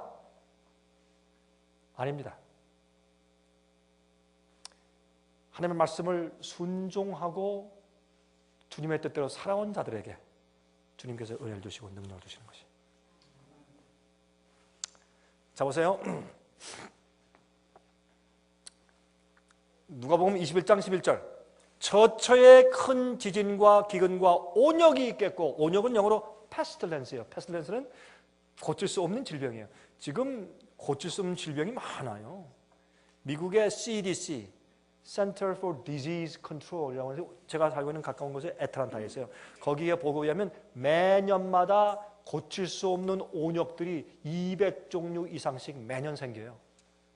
지금 하나님의 은혜로 지금 우리가 이렇게 살고 있는 것이지 고칠 수 없는 온역이 많아요. 앞으로 이것이 장골할 때 굉장할 것이요. 자, 처처에 큰 지진과 기근과 온역이 있겠고 또 무서운 일과 하늘로서 큰 징조들이 있을 것이라 그렇게 말씀을 했어요. 우리가 그리스도에 지금 살고 있는 것을 알 수 있어요. 자, 그러면 우리 이렇게 생각합시다. 저항력과 면역 시스템이란 무엇입니까? 여러분, 우리가요 지금 숨을 쉴 때, 지금 이제 숨 쉬었는데, 숨 쉬었을 때 지금 제 폐 속으로 수백 가지의, 어떤 사람 말로 한 1000가지 종류의 각종 바이러스가 제 폐 속으로 들어갔어요. 지금 현재 제가 한번 또 수백 가지의 바이러스가 지금 들어갔어요. 그런데 제가 그것 때문에 병 걸리고는 안 죽어요. 왜? 제 몸속에 저항력, 면역력이 있기 때문에 그래요. 근데 면역력이 없으면 제가 금방 오늘 밤에 일어나서 골치가 지근지근하고 열나고 난리가 나야 돼요. 면역력이 있기 때문에, 저항력 때문에 막아주기 때문에 사는 것이에요. 그래서 어떤 때는 병이 걸리지 않았는데도 어떤 때는 가래가 막 나오죠. 가래가 어떤 때는 피가 섞여 나올 때 있고 누런 게 막, 병이 안 걸렸는데도 그런 게 나와요. 그거는 어떻게 내 몸에서 그런 바이러스를 죽여가지고 뮤코스, 내 가래로 이렇게 내보내는 그런 작용들을 하는 것입니다. 그래서 우리 몸은 참 신비해요. 하나님께서 만드신 것이. 그럼 저항력과 면역력이 무엇인가? 면역 시스템을 어떻게 하면 알기 쉽게 설명할 수 있을까요? 이것은 거의 불가능해요. 우리 몸속에 일어나는 면역력 작용들이 너무 신비해. 이걸 자세히 설명하기 좀 불가능한데, 근데 왜냐하면 인간의 면역 시스템은 매우 복잡하고 다양한 기능을 수행하고 있기 때문에 그렇습니다. 그러니까 면역 역할하는 우리 몸의 역할이 한두 가지가 아니에요. 다 자세히 설명하거나 그렇게 이야기가 참 힘들어요. 그렇지만 그 근본을 이루고 있는 것들을 우리 좀 잠깐 살펴보도록 하는 것입니다. 여기 의사 계세요? 의사분 계시면 손 들어보세요. 의사분이 없어요? 앞으로 의사가 되려고 하는 거지, 그렇지? 어린아이가 손을 들어서 깜짝 놀랐어요. 여기도 간호원은 몇 분 있어요? 간호원 손 들어보세요. 간호원은. 간호원도 내가 볼 때 내가 알기로 몇 분 계신 것 같은데. 자, 여기에 제가 뭐 질문할까봐 겁나 손 안 드는 거죠, 지금. 목사도 하는데 간호원이 이걸 모르네. 그래서. 자, 읽어봅시다. 면역 시스템, 저항력은 우리 몸의 저항력을 결정하는 시스템으로서 두 가지의 중요한 역할을 하는데, 첫째는 몸 안으로 들어오는 외적의 침입을 막으며, 둘째는 몸 안에 존재하거나 자라나고 있는 불순 세력을 제거함으로써 우리 몸의 평화를 유지시키는 것이 우리 몸속에 있는 면역 시스템 저항력이라고 부릅니다. 예? 그렇게 쉽게 설명합니다. 하나님께서는 우리들이 사는 이 더럽고 오염된 환경에서 몸 안으로 침입하여 들어오는 것들로부터 우리 몸을 보호할 수 있도록 우리 몸속에 튼튼한 방어 시스템을 구축하여 놓으셨는데, 이 시스템은 가벼운 감기로부터 시작해서 무서운 암에 이르기까지 모든 질병에 대항하여 강력하고 성공적으로 저항할 수 있는 방어망입니다. 제가 조금 더 설명드릴게요. 암은 질병이 아닙니다. 암은 질병이 아니고, 암은 내가 내 몸을 산성으로 만들고 내 몸을 약하게 만들어서 면역력을 낮추니까, 여러분, 우리 모두가 암균을 가지고 있어요. 여러분 아세요? 여러분, 여기는 여러분과 제가 한 사람도 빠짐없이 전부 다 암균을 가지고 있어요. 암 바이러스를 가지고 있다고.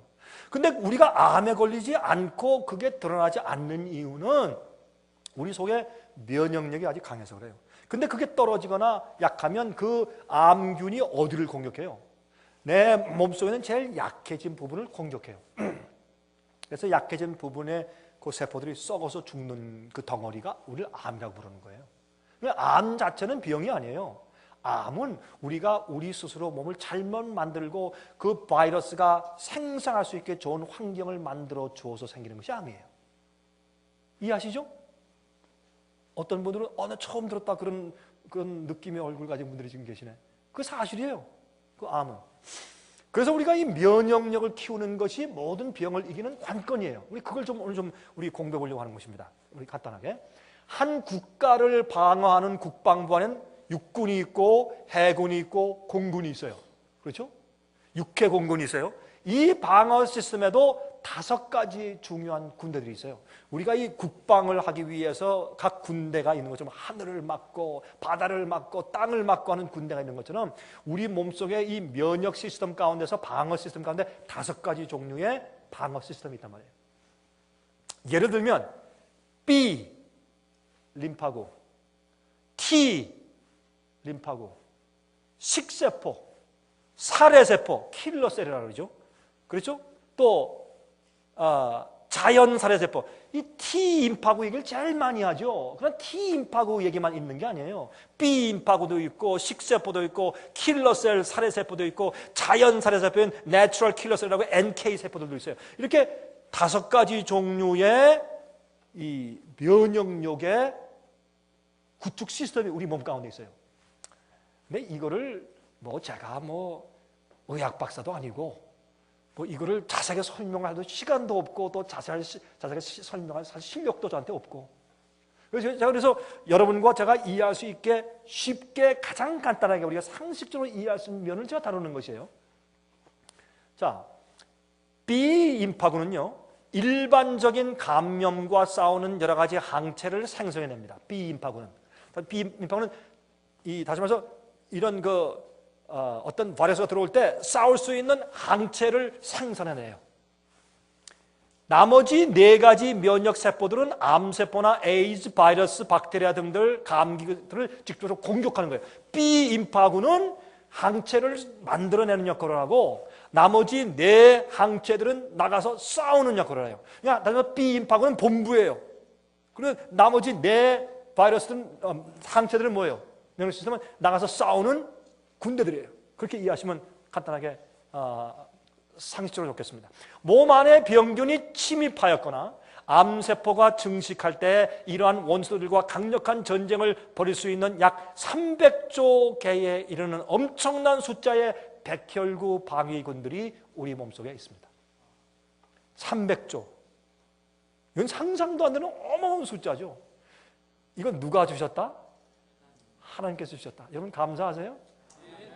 참 얼마나 감사한지 하나님께서 다 알아서 백혈구를 다 주시고 나 싸우게 다 주고, 우리는 모르는 사이에 다 싸워죠. 천사의 역할도 우리가 봐요 모르지, 모르는 사이에 다 도와주시고, 하나님 성령에서 우리가 모르는 사이에 다 역사하시고, 우리 모르는 사이에 우리 몸속에서도 다 역사해 주시고 병과 싸워주시고, 이래도 사람들이 감사할 줄 몰라 하나님께.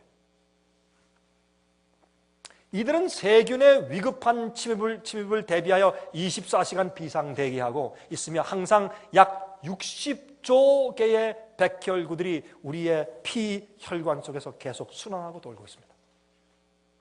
여러분 군대 갔다 오신 분들 가운데 5분 대기조라는 말 아시죠? 5분 대기조. 아시는 분들 여기 많이 계시죠? 5분 대기조. 그럼 뭐예요? 다 완전 군자하고 그리고 군화 다 신고 이러고 자고 있다가 출동! 그러면 딱 일어나서 군화만 쓰고 그냥 뛰어 올라타면 그냥 나갈 수 있게, 그걸 5분 대기조라고 하죠. 5분 대기조가 아니라 항상 대기조가 60조 개의 백혈구가 항상 우리 몸속에 돌고 있어요. 얼마나 감사해요. 그러니까 우리가 죽지 않고 살고 있는 것이에요, 여러분. 우리는 다 자빠져 죽었어야 돼. 이렇게 표현하면 좀 너무 하나요? 사실 그래요. 우리는 다 쓰러져 죽었어야 할 텐데 하나님께서 그래도 복음을 듣고 진리를 받을 기회, 시간을 주시기 위해서 살아라. 이게 다 그런 얘기예요. 사실은 복음 얘기라고. 우리 건강 얘기도 보면 이러한 백혈구들의 숫자와 에너지를 적정 수준으로 유지하고 증강하기 위해서 우리는 적절한 물의 사용, 시시하죠? 물의 사용, 운동, 신선한 공기를 마시는 거, 적당한 태양을 쏘는 거. 태양을 요즘 많이 쏘면 안 돼요. 하루에 그냥 태양볕 속에 나가서 태양을 쏠 때 사실은 우리 몸을 벗고 웃도를 벗고 쐬고 이제 그러지 마세요. 그거는 피부 암에도 위험하지만 그렇게 태양열을 받는 것이 아닙니다. 간단한 옷을 입으세요. 그리고 얼굴 같은 거, 발 같은데 그런 거 좋습니다. 그냥 간단한 가벼운 옷들은 입고 태양을 쬐는 게 좋죠. 그리고 많이 오래 하지 마십시오. 15분 내지 요새 30분도 많다 그래요. 요새는 이 자외선 막들이 많이 상해버렸기 때문에 한 15분 정도 쬐는 게 적당량이라고 그러죠. 이 태양을 쬐는 것도 평화스러운 마음을 갖는 것, 그리고 올바른 식사 등이 균형 있게 이루어져야 합니다. 이런 우리의 생활 습관과 면역력이 높고 낮은데 아주 깊은 관계가 있어요. 여러분들 식사하는 것이나 아무렇게나 먹고 아무렇게나 자고 운동도 안 하고 신선한 공기도 안 쐬고 맨날 구석에 앉아서 여러분 TV나 보고 자판기나 두드리고 있고, 여러분 면역력이 높을 수가 없습니다. 우리의 사는 음식물 먹는 습관과 생활 습관이 면역력을 높이는데 직접적인 관계가 있는 것을 이해하셔야 합니다. 그래서 여러분 지금 제가 뭘 말씀드리냐, 신종플루보다 더 중요한 것은 우리 몸에 면역을 키우는 거예요. 면역을 키우면 암도 안 걸려. 암이 안 걸려요, 면역을 키우면. 제가 말씀드렸잖아요. 우리가 암의 병균이 우리 몸속에 누구나 다 있다니까요. 그러나 암에 걸리지 않는 것은 우리 몸속에 면역력이 아직 있어서 그래요. 근데 우리 가운데 어떤 사람은 지금 암이 자라고 있어요, 우리 몸속에서. 우리가 몰라서 그렇죠. 어떤 데 하루아침에 우리가 좀 너무 피곤할 때 탁 쓰러지면 나중에 가보면 암 말기야 이러는 것이에요. 네? 그래서 면역력을 키우는 것이 이게 해답이에요. 신종플루의 해답이 뭔지 아세요? 면역력을 키우는 거예요. 네? 그래서 이번에 이런 신종플루의 이런 위험한 상황을 통해서 우리가 뭘 배우는 것인가? 성경적인 하나님의 건강 원칙을 배우는 얼마나 좋은 기회냐 말이에요. 그렇잖아요? 그러면 어떻게 하면 이 백혈구들을 정의 부대로 만들 수 있는가 하는 것이 관건입니다. 그러면 여러분 이것은 모든 질병에 대한 방어 시스템을 우리가 구축하는 것이란 말이에요. 이번 기회에 신종플루뿐만이 아니고 우리가 다른 모든 질병을 위한 방어 시스템을 면역력을 우리가 키우게 된다고 말합니다. 콜로라도 대학의 스타우트 박사와 브룸 박사는 신경이 예민하고 쉽게 긴장하는 사람이 감기에 더 잘 걸리는 사실을 알아내었습니다. 신앙을 가지고 우리 마음 가운데 평안을 가지고 안식을 가지는 것, 그것은요 우리 면역을 키우는데 아주 중요합니다. 우리 인간의 몸을 하나님께서 창조하실 때 일주일에 하루는 쉬어야 합니다. 그래야 면역이 자랍니다. 옛날 불란서 혁명 당시에 일주일 하루 쉰다, 이건 너무하다, 9일 동안이라고 열흘째 한번 쉬자, 그래야지 능률이 오르지. 그렇게 했다가 1년 만에 취소했습니다. 불란서 정부, 혁명 정부 할 때. 왜요? 사람들이 전부 다 면역력이 낮춰서 병 걸리고 다 쓰러져 버렸습니다. 그래서 그걸 다시 일주일에 하루 쉬는 것으로 바꿨다는 것입니다. 이 실제 역사입니다. 그래서 우리 하나님께서는 우리 몸을 갖다가 일주일에 하루를 쉬도록 만든 이 놀라운 역사를, 이 하나님의 섭리를 기억하십시오. 그래서 계명에 안식일을 기억하여 거룩히 지키라 하는 것은 하나님께 순종하는 우리의 신앙도 되지만 중요한 것은 우리를 위해서 하시는 것입니다. 우리의 쉼을 위해서, 우리의 영적인 쉼과 우리의 면역력을 위해서 하시는 그 이유도 그 속에 들어있다는 것을 이해해야 될 것입니다. 또한 잘 알려진 것은 스트레스는 콜레스테롤 숫자를 증가시킵니다. 스트레스를 많이 받잖아요. 콜레스테롤이 올라가요. 스트레스 받는 사람이 살이 쪄요. 이상해요. 지방질이 올라가. 또한 배우자를 잃어버려서 슬픔에 잠겨있는 아내와 남편에게 있어서 백혈구의 숫자가 많이 감소하는 경향이 있다는 것을 이 대학에서 발견했습니다. 신경이 예민한 사람들 있죠. 특히 여자분들. 그렇게 하지 마세요. 신경이 예민하거나 스트레스 잘 받고 쉽게 속상하고 그렇게 하는 사람들 그거 하지 마세요. 쉬세요. 하나님 안에서. 하나님 맡기세요. 편안한 마음을 가지세요. 예민하지 마세요. 예민한 것은 여러분 그 마음 가운데 문제가 있다는 것이에요. 왜 예민해? 예? 시간 지나갑시다. 이거 시간 많이 하셨으니까. 또한 마음속에 있는 죄책감은 슬픔과 유사한 결과를 나타냅니다. 죄책감이 생기잖아요. 암 걸립니다. 마음이 슬픈 마음을 이길 수 없죠. 암 걸립니다. 마음이 예민한 그런 상태에서 오래 스트레스 받죠. 암 걸립니다. 거의 틀림없습니다. 그래서 우리의 마음 상태와 육신은 하나입니다. 그렇죠? 건강한 몸에 건강한 정신이 깃들고 건강한 정신에 건강한 몸을 가지고 있는 것입니다. 그래서 성경이 너희 몸은 성령께서 거하시는 전인 줄 알지 못하느냐. 너희 몸은 내가 피로 산 것이야. 내 함부로 하지 마. 이런 말씀이 다 이유가 있는 말씀이에요. 성경에 있는 말씀 가운데. 여러분 우리가 몸을 잘못 굴리잖아요. 신앙이 안 자라요. 몸이 약해서 맨날 그걸 뭐라 그러죠? 그 한국말로 맨날 그죠? 시름시름 하는데 요새는 한국말 자꾸 제가 잊어버려. 시름시름 하는데 신앙이 자라겠어요? 안 자라지. 날 낙심함이 생기는데 어떻게 신앙이 자라겠어요? 어떻게 할렐루야 찬송할 수 있겠냐 말이에요. 그래서 건강과 신앙은 밀접한 관계가 있어요. 무시하지 마세요. 우리가 죄를 범하였을 때 하나님과 분리됨을 느끼게 되므로 우리의 면역 시스템 기능이 저하됩니다. 그래서 죄책감을 가지고 살지 마세요. 여러분 죄책감이 생기십니까? 예수님께 나오세요. 무릎 꿇고 죄를 고백하세요. 그 죄를 아시는 하나님께만 고백하세요. 그리고 용서를 받으세요. 마음의 화평을 받으세요. 쉼을 얻으세요. 그것은 우리가 면역력을 키우는 지름길입니다. 시편 32장 3절 읽어봅시다. 내가 토설치 아니할 때 종일 신음함으로 내 뼈가 쇠하였도다. 이건 건강 문제예요. 신앙 문제만 말하는 게 아니에요. 그렇죠? 내가 죄를 고백지 아니할 때 내가 신음하면 내 뼈가 상해. 뼈가 상하니까 어떻게 해요? 우리 뼛속에서 골수에서 뭘 만들어요? 피를 만들잖아요. 예? 여러분 죄를 고백 안 하면 여러분 피가 탁해져요. 그래서 암 걸려요. 그러니까 여러분 토설치 않고 죄를 고백하고 용서를 받고 마음에 쉼을 얻으세요. 시편 38장 3절부터 6절과 10절 주의 진노로 인하여 내 살이 성한 것이 없사오며 나의 죄로 인하여 내 뼈에 평안함이 없나이다. 내 죄악이 넘쳐서 무거운 짐 같으니 감당할 수 없나이다. 내 상처가 악취가 나오니 나의 우매한 연고로소이다. 내가 아프고 심히 구부러졌으니 종일토록 슬픈 중에 다니나이다. 내 심장이 뛰고 기력이 쇠하였으며 내 눈에 빛도 나를 떠났나이다. 이게 무슨 말이에요? 눈에 총명이 없어요.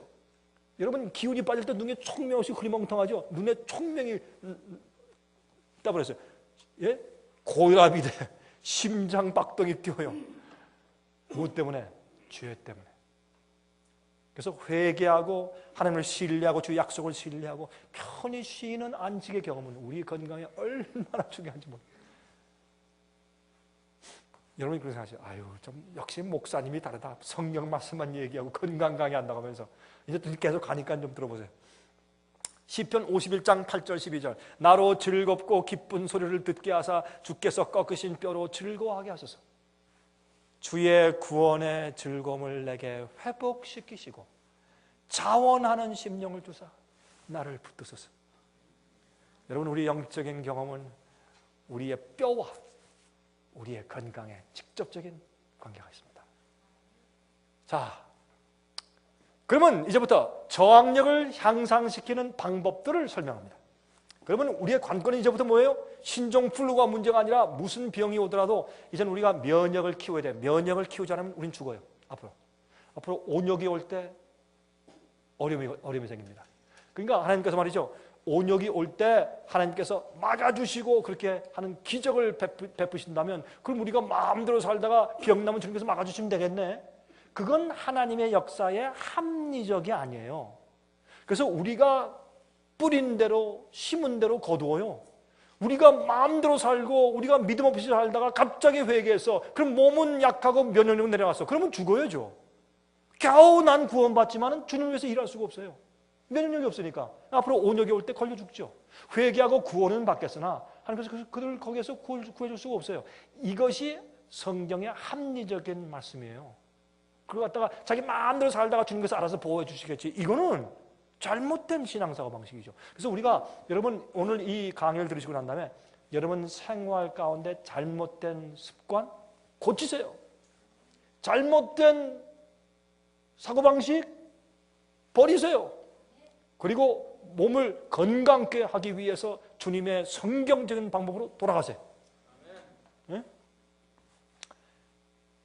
아침에 1번 우리의 저항력을 키우는 방법들 가운데서 여러분 이거 어려운 게 아니에요. 쉬운 거예요. 여러분 들으면 그럴 거예요. 아유 그건 누가 몰라 다 알지. 근데 안 했거든 알지만은.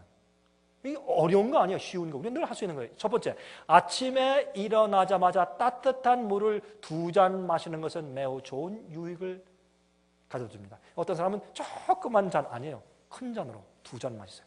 저는 지금까지 수십 년 동안 아침에 딱 일어나면 물을 갖다 쫙 들이키는 습관이 있어요. 지금까지. 아침에 일어나서요. 이 큰 잔, 이런 잔으로 2잔 탁 채워가지고 쫙 들이키잖아요. 그러면 속이 시원해. 내 위장이나 장에는 아마 찌꺼기들이 다 씻겨내라는 것 같아. 진짜지만 참 시원하고 좋고. 그러면 어때요? 그러면 배가 고파. 야, 음식을 먹을 준비가 돼. 물을 마시세요. 물을 많이 마시세요. 특별히 아침에 일어나자마자 공복에. 또한 이것은 매일 아침에 정기적으로 화장실에 가는 좋은 습관을 유지시켜 줍니다. 무슨 말인지 아시죠? 자, 이거 더 이상 설명 안 해도 되죠? 정기적으로 화장실 갈 수 있게 돼요. 예? 약 먹을 필요 없어요. 여러분, 변비 약 먹는 사람들 그거요 안 좋은 거예요. 이렇게 해보세요. 계속 습관적으로. 또 하나, 변비 때문에 고생하는 분들을 위해서 제가 팁을 하나 드릴게. 하루에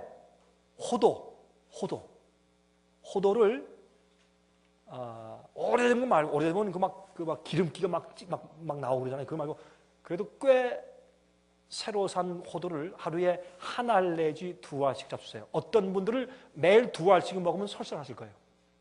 그런 분들은 하나로 줄이세요. 그래서 매일 하루에 매일 한 개나 두 개 정도 호두를 매일 드세요. 그러면 제가 약속할게요. 여러분 변비 없습니다. 하나님께서는 천연적으로 우리를 위한 모든 것을 다 준비해 놓으셨다고. 우리가 몰라서 그렇지. 자꾸 모르니까 말이죠. 자꾸 변비 안 먹죠. 그런 거 아니에요. 또 물을 많이 마시세요. 각 개인에 따라서 다르지만은 위장이 비어 있을 때 하루에 6잔 내지 10잔의 물을 마시는 것은 굉장한 유익을 가져옵니다. 그러면 우리 몸의 면역력을 증강시키는 굉장히 좋은 일이 됩니다. 두 번째, 매일 아침이나 저녁에 찬물과 뜨거운 물로 번갈아서 샤워를 하는 것은 면역 시스템을 자극하여 활력을 가져오는데 굉장히 좋습니다. 아침이나 아니면 저녁에 하시든지 하루에 한 번씩 샤워할 때 꼭 때를 밀기 위해서 하는 것보다 들어가서 뜨거운 물, 뜨겁다 할 때 또 찬물, 이거 한 3번씩 마세요. 뜨거운 물, 찬물, 뜨거운 물, 찬물, 이걸 3번씩만 하세요. 그러면 왜 하는가? 이런 그 하이드로테라피라고 그러잖아요. 이런 물의 요법을 쓰는 이유는 우리 몸을 어떻게 해요? 혈액순환을 빨리 하게 만들어요. 뜨겁고 차고 뜨겁고 차니까 여러분 이 다리가 삐었을 때는 그냥 뭘 갖다 대요? 뜨거운 물 갖다 대요? 얼음 갖다 대요? 얼음 갖다 대죠. 그렇죠? 그래서 어떻게 해요? 부은기를 자꾸 쫓아보내요. 부었는데 삐었는데 뜨거운 거 갖다 대면 큰일 나요. 그럼 괜히 더 아프고 더 붓죠. 그게 다 다시 말해서 우리 몸에 이 혈액순환을 빨리 하도록 도와주면 그렇게 하면서 뭐가 증강돼? 면역력이 증강되는 거예요. 이런 분들한테 굉장히 도움이 됩니다. 세 번째, 하루에 2번씩 식사 때 식사와 함께 신선한 마늘 2쪽씩을 먹는 것은 좋습니다. 특별히 아가타 뚜렛이라고 하는 이런 임상병리학을 연구한 박사님이 미국에 계신데 이분은 이 마늘을 연구한 다음에 이 마늘은 천연 항생제로서 보통 항생제보다 더 강력하다라는 그런 논문을 발표한 분이에요. 근데 그래서 여러분들 이 식사할 때 특별히 요즘 같은 경우에 좀 냄새가 나서 그렇지만 신선한 마늘 2쪽씩 하루에 아침 아니면 저녁 아니면 아침과 점심 이렇게 2번씩 하루에 한 4쪽의 신선한 마늘을 먹는 것은 좋습니다. 만약에 생마늘 씻기가 어려우면 살짝 굽거나 익히는데 너무 많이 익혀버리고 삶아버리면 그 효능이 떨어지니까 살짝 먹을 수 있게 그렇게 하시는 것이 좋습니다. 네 번째, 마늘이 굉장히 좋습니다. 그래서 이런 말 하잖아요. 미국 사람들은 코리안들은 김치 먹기 때문에 잘 병에 안 걸린다고 그러는데 김치를 먹을 때 거기에 이제 뭐 양파나 마늘이 많이 들어가서 우리 몸에 굉장히 좋은 건 사실이나 다른데 나쁘게 사니까 똑같이 병에 걸리는 거예요. 그러니까 마늘은 우리 몸에 좋습니다. 마늘은 천연 항생제니까. 네 번째, 가볍게 땀을 흘릴 정도로 산보하거나 유익한 노동, 농사짓기, 정원 가꾸기, 채소밭 가꾸기, 장작 패기 등등을 하는 것은 신체적, 정신적으로 아주 좋은 유익을 가져옵니다. 특별히 사무실에 일하는 사람들은 걸으십시오. 어떤 때는 혼자 이렇게 방에서 만약에 나갈 수 없으면 방에서 이렇게 하십시오. 저는 어떤 때 나갈 수 없어 추울 때는 방에서 이렇게 이 걷는 기계 있잖아요. 이 한국에서 그걸 뭐 트레드밀이라는데 영어로 한국에서 뭐라 그럽니까? 그걸? 러닝머신. 그걸 갖다 놓고 전 집에 방에서도 이렇게 하고 어떤 때는 조용히 걷고, 어떤 때는 그것도 안 될 때는 저 어디 가서는 여행 갈 때 호텔 방에서 남들이 보면 좀 이상하다 그러지만 혼자 이렇게 있으면서 계속 이렇게 합니다. 이렇게 혼자 이렇게 호텔 방에서 이렇게 할 수 있으면 얼마인지. 그건 우리 성이에요. 우리 성이라고 우리가 기억해서 자꾸 그렇게 하면 이게 큰 도움이 돼요. 여러분 이런 간단한 체조와 운동들, 특별히 스트레칭 같은 것도 굉장히 중요합니다. 이런 것들을 하면은 우리의 면역력을 키우는데 큰 유익을 줘요. 다섯 번째, 다 쉬운 것들이죠. 여러분 돈 드릴 게 아무것도 없죠. 여기 보니까 돈 드릴 게 없어요. 돈 들여서 사 먹는 것으로 대처하려고 그러지 마세요. 하나님께서는 우리 몸을 천연적으로 면역을 키울 수 있는 방법을 주셨으니까. 자, 5번째, 올바른 수면법은 놀라운 결과를 가져다 줍니다. 일찍 자고 일찍 일어나는 것은 저항력을 향상시키기 위해서 매우 중요한 습관인데, 특히 밤 12시 이전에 취하는 깊은 수면은 우리 몸에 매우 귀중한 유익을 줍니다. 이게 무슨 말인가? 우리가 잘 때 12시 전에 자는 잠이 진짜 잠입니다. 12시 지난 다음에 자는 잠은 쉬긴 쉬지만 큰 유익을 주지 못합니다. 그래서 우리가 잘 때 밤 12시 전에 자는 2시간, 3시간 자는 이런 잠들이 진짜 우리 몸에 보약입니다. 12시 딱 지나면 우리 신체 생체 시계가 12시 지난 다음에 밤 늦게 자는 잠들은 벌써 우리가 깊은 잠에 들어가지 못하게 되기 때문에 큰 유익을 주지 못하는 것을 기억하시기 바랍니다. 여섯 번째, 하루에 20분 내지 30분의 일광욕은 건강에 유익을 가져주는데 얼굴과 팔만 노출시키는 것이 좋습니다. 배, 등허리 막 요새 말이면 뭐 선탠 한다고 탁 가서 어디서 쫙 엎드려가지고 온몸 그거 하지 마세요. 그거 현명한 일이 아닙니다. 15분이 좋다고 하는데 20분에서 30분까지도 가능해요. 그래서 얼굴과 팔만 노출시키는 것이 좋습니다. 아침 10시와 오후 4시 사이에 강렬한 햇빛은 오히려 면역 시스템의 기능을 저하시킵니다. 다시 말해서 아침 일찍이 태양열 받는 거, 좀 늦게 그게 좋지. 아침 10시부터 오후 4시 사이에 태양빛이 강렬할 때 그때는 선탠하기를 삼가시는 것이 좋습니다. 너무 태양열이 강해버리면 오히려 우리 면역 시스템이 저하되어 버립니다. 반대입니다. 7번째, 절제하십시오. 과식과 간식은 절대적으로 건강에 해롭습니다. 저는 간식을 안 하고 지낸 지가 수십 년입니다. 저는 어릴 때부터 저희 어머님이 병구가 자 네가 일을 하는데 일을 열심히 했는데 피곤하지. 그럼 어떻게 해야 되나? 쉬어야죠. 그냥 쉬지. 쉬는데 또 아빠가 와서 또 일해. 그러면 또 일해. 피곤해서 또 쉬려고 하는데 아빠가 와서 또 일하라고 시켜. 그러면 어떻게 될까? 내가 병나고 쓰러지겠지 엄마. 그렇지. 근데 네 위장이 큰 음식을 집어넣는데 막 열심히 해서 피곤하다 쉬려고 하는데 또 집어넣어. 그럼 또 이래. 또 쉬려고 하는데 또 집어넣어. 그럼 또 이래. 그러면 위장이 어떻게 될까? 그럼 병 나겠네요. 이렇게 어릴 때부터 저희 어머님이 저한테 교육시켜 주셨어요. 그래서 저는 어릴 때부터 간식을 안 했어요. 간식은 요새는 이게 마귀가 말이에요. 이 과학자들이 이게 진짜 과학자들이 아닌 뭐예요. 왜 간단한 그런 것도 뭐라 그래요. 요새 아이들이 학교 갈 때 뭐를 싸줘요? 간식 싸주죠. 이거 참나 이게 어떻게 되는지 왜 간식을 싸줘? 왜? 간식은요 그 아이들에게 아주 나쁜 거예요. 간식은 물론 어린 아이들은 많이 뛰기 때문에 어떤 땐 필요할 때마다 음식을 이렇게 제공하는 건 좋으나 그러나 음식과 음식을 먹는데 간식은 아주 안 좋은 것입니다. 간식은 우리가 이 음식이 들어가서 소화돼서 장에까지 내려갈 때까지 5시간 걸리고 5시간 되기 전까지 음식을 먹지 말아야 돼요. 사실 우리는 5시간 되기 전까지. 저는 그래서 음식을 5시간 된 전에 먹으면 아주 이상해요. 습관이 그렇기 때문에. 간식과 과식 많이 먹는 거. 그래서 옛날에 어른들이 말이 맞아요. 우리가 배불러다 할 때 숟가락을 딱 놔라. 배부른 느낌이 있는데 한 숟갈 더 먹은 것이 얹힌다. 그런 말씀을 옛날에 어른들이 하셨어요. 어른들 말씀에 틀린 게 없어요. 그 다음에 커피, 담배, 술, 콜라. 여러분 콜라도 있잖아요. 콜라에 대못을 집어넣고 며칠 있어보세요. 대못이 사가버려요. 철못이 사가버려요. 그리고 소고기 이런 거 갖다 이런 덩어리를 갖다가 코카콜라에 이렇게 대게 다 부어놓고 잠궈 놓으세요. 그 고기가 녹아버려요. 그만큼 독한 게 콜라예요. 그거 갖다가 야 입에 달고 살아. 그러니 어떻게 면역력이 자라겠냐고요. 이 잘못된 습관이에요. 여러분 커피, 담배, 술, 콜라 이거 끊으세요. 카페인이나 니코틴이 함유되어 있는 것들은 저항력을 심각할 만큼 약화시킵니다. 담배 피는 사람, 술 먹는 사람 여러분 이 신종플루 이길 것이다. 여러분 생각하지 마세요. 그렇게 해도 돼요. 생각도 돼요. 이게 잘못된 사고방식이에요. 그러니까 이건 절제하는 것은 그래서 이 절제에 대해서 성경이 많이 얘기하는 이유가 여기에 있어요. 또 절제하지 않으면 우리 두뇌가 이 둔해져가지고 제 말씀 진리가 이해가 안 돼. 예? 그다음에 8번째, 채식으로 식사를 하는 것은 매우 좋은 유익을 가져줍니다. 또한 저녁 식사를 매우 가볍게 하는 것도 매우 좋은 식생활 습관입니다. 동물성 기름이나 지방은 면역 세포들이 가장 싫어하는 것들 중에 하나입니다. 동물성 기름을 집어넣으면 면역 세포가 아주 싫어해요.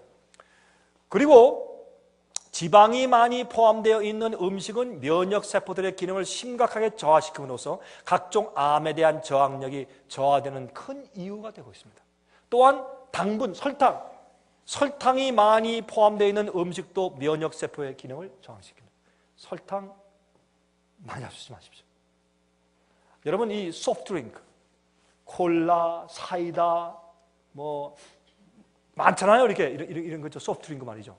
그런 거 하나가 여러분 탄산 음료를 그냥 마셔보세요. 써요, 안 써요? 써요. 저는 탄산 음료를 그냥 먹는 걸 좀 좋아해요.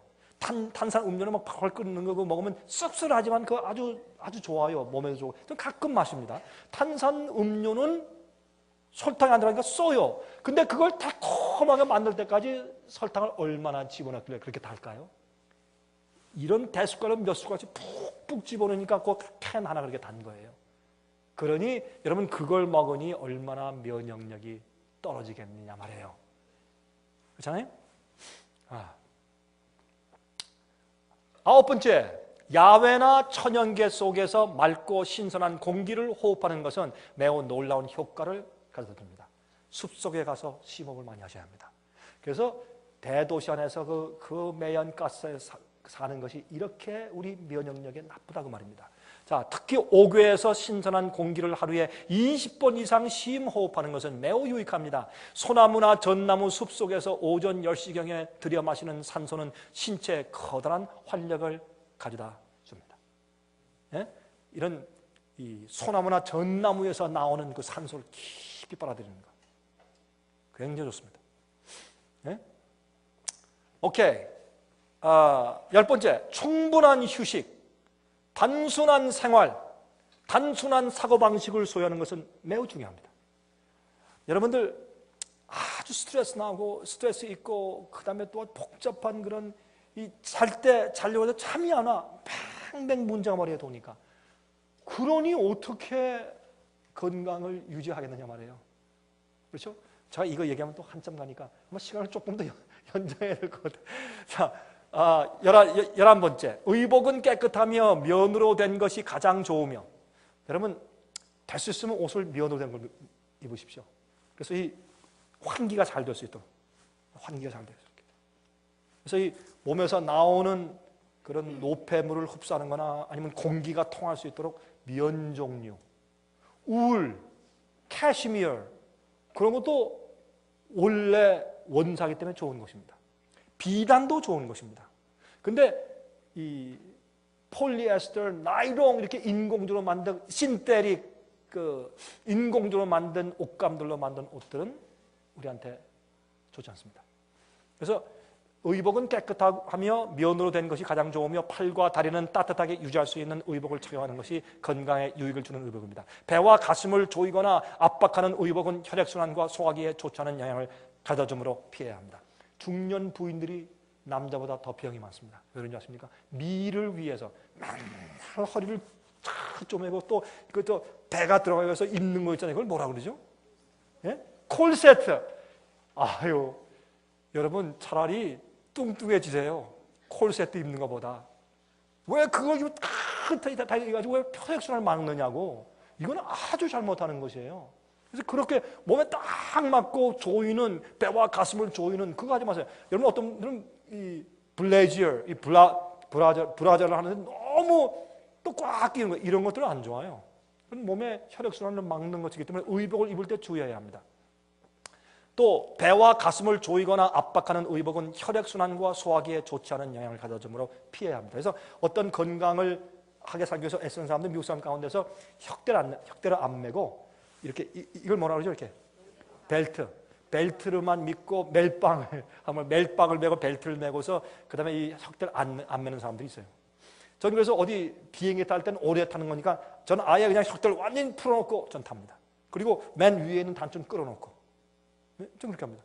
앉아있을 때 혈액순환을 돕기 위해서. 이런 잔잔한 신경을 쓰는 것들이 중요해요. 근데 저는요, 한 1년에 뭐, 이 시간 바꾸는 걸 뭐 5번씩 하고, 그 다음에 어떤 때는 막 이 잠자는 것도 문제 생기고, 제 마음대로 음식도 먹을 수 없고, 그러니까 어떤 때는 참 진짜, 어떤 저한테 문제가 있어요. 문제가 있는데, 여러분 그래서 저를 위해서 기도해 주세요. 그래서 정말 안 할 수가 없어. 해야지. 예수님께서는 봉사사박에서 밤늦도록 일하시고 밤새도록 기도하시고, 예? 정말 그 어떻게 해요? 이 철야 기도하시고 오순남에서 밤 하루 종일 일하시고 그렇게 사셨어요, 예수님도. 그래서 여러분들이 꼭 주님의 일을 할 때 꼭 그래야 할 필요가 있다면 그럴 수밖에 없겠으나, 그러나 여러분들이 평상시 생활에 이런 것들을 주의하는 것이 좋겠다, 그 말입니다. 우리 의복에 있어서 11번째 의복 얘기했죠. 여름에도 긴팔을 입으시는 것이 좋습니다. 물론 저도 어떤 때는 더우니까 막 짧은 팔도 입고 그러는데 사실은 우리가 긴팔을 입어야 합니다. 왜 그런지 아십니까? 우리의 몸의 생체 온도계가 어디 있냐면, 우리 이렇게 할 때 여기를 뭐라 그래요? 우리 그 팔에 여기 있는 여기. 여기에 엘보 앞에 있는 여기에 있고, 겨드랑이에 있고, 그다음에 무릎 뒤에 있고, 허리에 있고, 그렇습니다. 우리 생체 온도계가 있다고. 그런데 짧은 바지를 입고 짧은 팔을 입고 에어컨을 쐬고 있으니까 몸에 혼돈이 와요. 자, 이쪽에 있는 건 춥다, 그런데 몸은 덥다. 그러니까 이거 어디 장단을 맞춰야 돼? 이해하시겠어요? 그래서 사실은 우리가 의복을 입을 때 우리 온 몸이 골고루 긴 바지와 긴 팔을 더울 때도 그렇게 입음으로 온 몸의 온도를 고루고루하게 해서 우리 몸이 거기에 반응하는데 적당하게 할 수 있도록 해주는 것은 중요합니다. 그래서 이런 모든 것들은 아무것도 아닌 것 같아도 우리가 면역력을 키우는데 다 도와주는 것들이라고 말합니다. 12번째, 마음의 평화와 안정과 감사의 정신을 가지고 생활하는 것은 저항력의 향상을 위하여 가장 좋은 약이 됩니다. 마음의 평안, 쉼, 안식의 의미예요, 여러분. 자, 잠언 17장 22절, 마음의 즐거움은 양약이라도 심령의 근심은 뼈로 어떻게 한다? 마르게 하느니라. 그런 말씀이 있죠. 또 마태복음 11장 18절 29절, 수고하고 무거운 짐자들아 다 내게로 오라. 내가 너희를 쉬게 하리라. 나는 마음이 온유하고 겸손하니 나의 멍에를 메고 내게 배우라. 그러면 너희 마음이 쉼을 얻을 것이라. 여러분, 마음에 쉼이 있어야 돼요. 화평이 있어야 돼요. 용서의 기쁨과 구원의 즐거움이 있어야 돼요. 그거 없는 분들은 면역력이 떨어집니다. 우리 마음에, 여러분 사실은요, 요새 웃음요법이 있죠. 웃어라, 스트레스 날려보라, 웃어라, 하하하하 막 이렇게 웃게 시켜. 또 웃게 만들기 위해서도 뭐래요? 농담을 막 가지고 웃게 만들어요. 여러분, 진짜 면역력이 올라가는 것은 웃을 때도 즐거울 때도 중요하지만 더 중요한 게 있어요. 슬플 때. 왜 슬플 때? 그냥 비극적으로 마음 아파 슬프고 잘난 이거 슬픔이 아니라 내 죄를 회개하고 정말 내 마음 가운데 죄 때문에 마음 아파서 주 앞에 나가서 회개하는 눈물을 흘릴 때, 그때 우리 몸속에 면역력이 확 올라가요. 그래서 사람들이 어떻게 인공적으로 웃음요법을 해가지고 면역을 키운대. 회개하세요. 스트레스 없이 마음의 평안을 가지세요. 용서의 기쁨과 구원의 즐거움을 가지세요. 그럼 면역력이 올라가요. 신앙과 우리 몸은 아주 밀접한 관계가 있습니다. 코끼리인데 제가 한 번은 저 아프리카에 갔는데, 아프리카에 이제 저기 웬게이라고 내셔널 파크에 갔는데, 이 집별 타고서 가면은 제가 집별 끝나고서 이제 올 때 거기에 있는 그 이제 합회장이 저를 데리고 여기까지 왔으니까, 아프리카 왔으니까 구경 좀 하고 가서 저를 데리고 이제 야생 파괴, 내셔널 파괴 이제 데려갔는데, 가니까 뭐 하이에나, 표범, 사자, 기린 뭐 굉장하더라고요. 진짜 그걸 좀 잘 봤는데, 집차 타고 이렇게 가는데 저 앞에 가던 집차 사람들이 다 내려가지고 우린들은 막 뛰어오면서 런 도망치라 그래요. 이 갑자기 왜 도망가? 그러나 우리도 모르고 내려가지고 막 도망을 가다가 저는 제 마음 가운데 내가 왜 도망을 가지? 하고 돌아봤더니 이런 아프리카 코끼리가 지금 맘모스 같아. 이런 코끼리가 막 뛰어오는데 이 코끼리요, 이게 큰 발로 한번 찝잘 딱 누르면 다 그냥 부서지는 거예요. 그런 코끼리가 달려오는데 여러분 제가 보니까 코끼리가 달릴 때 이 귀를 움직이대요. 귀를 날개처럼 귀를 달려와. 귀를 막 달려오는데 겁나요. 하나 묻겠습니다. 이 세상에서 가장 힘센 동물이 뭐예요? 가장 힘센 동물. 여기 보여주는데도 답변을 안 하세요. 왜? 코끼리가 가장 힘센 동물이거든요. 코끼리는요, 집을 이 어깨로 해가지고 집을 넘어뜨리고 큰 통나무를 코로 이렇게 하고 사람 한 10명을 들어 굉장히 힘을 가지잖아요. 이 코끼리가 굉장히 강해요. 가장 힘센 짐승이 코끼리예요. 가장 힘세고 오래 사는 짐승이에요. 이 코끼리는 대개 60, 70, 80, 90세 살다가 죽는데 원래 코끼리를 올바른 환경에 주면은 450세까지 살 수 있대요. 코끼리는. 굉장히 힘있고 아주 건강한 그런 동물인데 재밌어요. 코끼리는 그 힘있는 힘, 정력을 얻기 위해서 닭고기 먹습니까? 안 먹어요? 갈비 먹어요? 소고기 갈비? 안 먹어요? 안 줘서 안 먹어요? 못 먹어요. 뭘 먹어요? 그럼 코끼리는 뭘 먹어요? 풀. 다시 말해서 우리말로 뭐예요?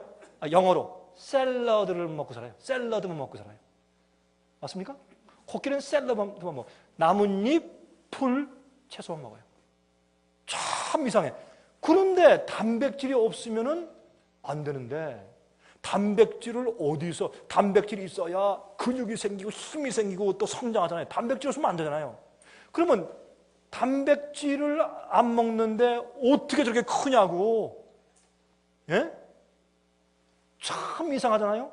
여러분 보세요. 코끼리가 태어날 때 150파운드 정도예요.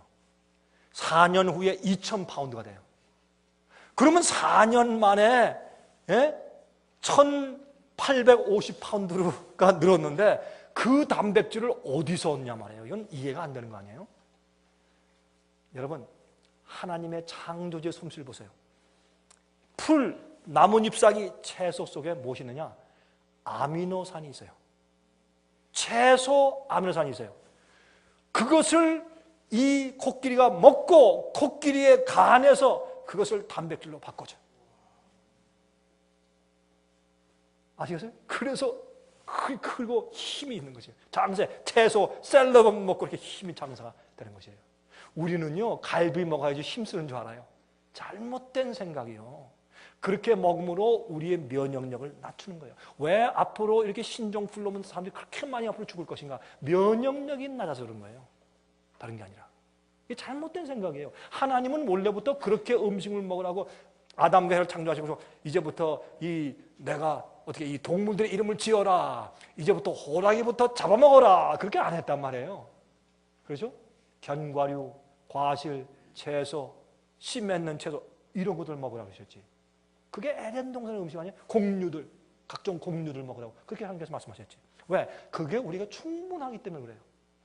우리가 부족하게 있으면 주님께서 그것만 먹으라고 안 하셨지. 잡아먹으라 이렇게 했지. 새를 잡아먹으라고 이렇게 했죠. 여러분, 그러므로 아까 말씀드린 암은 병이 아닙니다. 숨 쉴 때 수천 개의 바이러스가 흡입되는데 우리가 암이 잘 살 수 있는 환경을 만들어주는 것이 사실은 문제입니다. 그러면 우리의 간은 위장보다 더 커요. 심장보다 훨씬 더 커요. 심장보다 4배나 커요. 간은 길어요 이렇게. 간은 엄청난 일을 해요. 간이 하는 기능은 120가지 하던데요. 제가 한번 저도 읽었는데, 의학책에서 읽었는데 120가지 종류의 기능을 가지고 있대요. 이 간이. 간은 우리의 독소를 제거하고 피를 맑게 해주고 이런 것도 다 하지만 그 속에서 이 채소 아미노산을 갖다 단백질로 만들어주는 역할도 해요. 얼마나 감사해요. 그러니까 암은 뭐냐? 우리가 잘못 먹고 잘못 마시고 잘못된 생활 습관을 하니까 그것 때문에 뭐가 생긴 거예요? 우리의 몸속에 연약하면서 면역력이 떨어지게 돼버리는 것이에요. 그래서 병이 오는 거죠. 자, 이제 이것만 하고 이제 마쳐야 되겠나. 시간이 이렇게 많이 갔어요. 그래도 식사하고 저녁 집회할 시간이 있으니까 여러분 오늘 저녁에 가실 분들 안 계시죠? 네. 그러니까 시간이 조금 제가 몇 번을 더 써서 좀 양해하시 바랍니다. 이제는 면역력을 높이는 수밖에는 다른 방법이 없습니다. 앞으로 온역을 맞아서 우리가 이길 수 있는 방법은 하나님께 기도하고 구원의 즐거움과 기쁨이 있고 면역력을 높이고 절제하는 생활을 살 수밖에 도리가 없습니다. 왜? 앞으로 약이 없기 때문에. 그래서 주님의 방법대로 사는 사람은 살아남고 그렇지 않은 사람은 앞으로 병 때문에 굉장히 고생을 할 거예요. 그래서 이런 경험을 통해서 우리가 하나님을 더 섬기고 주님의 뜻대로 사는 것을 훈련시키는 것은 얼마나 좋은 일입니까? 그렇죠? 자, 제가 이건 시간이 없으니까 다 읽지 못하겠어요. 간단하게. 면역력을 높이는 데 도움을 주는 식품들. 제가 이것을 왜 말씀드리냐. 이건 제가 얘기 안 하려고 하다가 우리들 가운데 많은 사람들이 이미 면역력이 낮아. 이미 면역력이 별로 없어요. 그러니 갑자기 면역력을 높일 수도 없고, 그러니 우리가 이제부터 주의해서 우리가 건강 법칙대로 성경 말씀대로 아까 말씀드린 12가지 팁대로 우리가 열심히 앞으로 이제 생활을 고치고 먹는 거 고치고 생활 방식 고치고 스타일 고치고 그렇게 살아나갈 것이지만은 또 우리의 면역력 높이기 위해서 실제 우리를 도와주는 그런 천연식품들이 필요할 것 같아요. 그래서 제가 소개해드리는데 여러분들 잘됐다. 그러면 나 아까 12가지 그거 다 안 하고 그렇게 게으르게 살지라도 저것만 먹으면 되는구나. 아닙니다. 여러분 건강 법칙 안 바꾸시고 이것만 먹으면 안 됩니다. 같이 하셔야죠. 자, 그런데 우리의 면역력을 증가시키는데 도움을 주는 식품들 가운데 처음에 오메가3가 있는데 특별히 아마씨 기름, 플렉시드 오일입니다. 여러분 아마씨가 뭔지 아시죠? 그 미끈미끈한 거. 그 아마씨를 짠 기름이 우리의 면역력을 높이는데 아주 좋은 역할을 합니다. 여러분 이번에 오실 때 우리가 다 하나씩 다 나눠드린 거 있죠? 그것이 플렉시드 아마씨 기름입니다. 그게 캡슐에 들어있는 것이죠. 그거를 제 아는 사람은 말이죠. 아마씨 기름을 짠 그 기름을 갖다가 하루에 아침에 큰 대숟갈로 한 숟갈 퍼마시고 저녁 때 한 숟갈 퍼 이렇게 두 숟갈씩 그렇게 기름을 먹습니다. 아마씨 기름을. 그게 습관이 안 된 사람들은 설사하기 때문에 조심하셔야 돼요. 그러나 할 수 있는 사람은 아마씨 기름을 많이 먹는 게 좋습니다. 이 아마씨 기름은 우리 몸의 면역력을 높이는 일을 해주고 특별히 이 아마씨앗에서 발견할 수 있는 항암 물질, 관상, 동맥, 심장 질환과 같은 만성 질환의 발병을 감소시켜주는 물질이 들어있음을 발견했습니다. 여러분, 이 아마씨 기름은 우리 몸의 면역력과 건강을 증가시키는데 아주 좋은 역할을 합니다. 그래서 여러분들이 이렇게 생활 습관을 바꾸시면서 여러분들이 보조식품을 좀 천연식품을 먹고 싶은 분들은 그러한 면역력을 키울 수 있는 아마씨 기름의 캡슐을 먹는 게 좋습니다. 어떤 분들은 아침에 3개, 저녁 때 3개, 하루에 한 6알씩 먹어도 상관이 없습니다. 이것은 우리에게 도움이 된다고 생각합니다. 우리 그만큼 전하고. 그러나 여러분 이런 것들을 우리 보고 상해비서 좀 주문 좀 해줄 수 있습니까? 우리는 약장사가 아닙니다. 그러니까 저희한테 주문하지 마십시오. 우리는 그냥 소개만 해드리는 것이니까 여러분의 도움이 되니까. 그 다음에 여기에 말이죠. 단백질이 좋은 것이 들어있고 아마씨 가운데 필수 지방산이 41%나 들어있고 리그난 같은 항암 물질이 그 속에 들어있어요. 그래서 그건 참 좋습니다. 두 번째 에키네시아.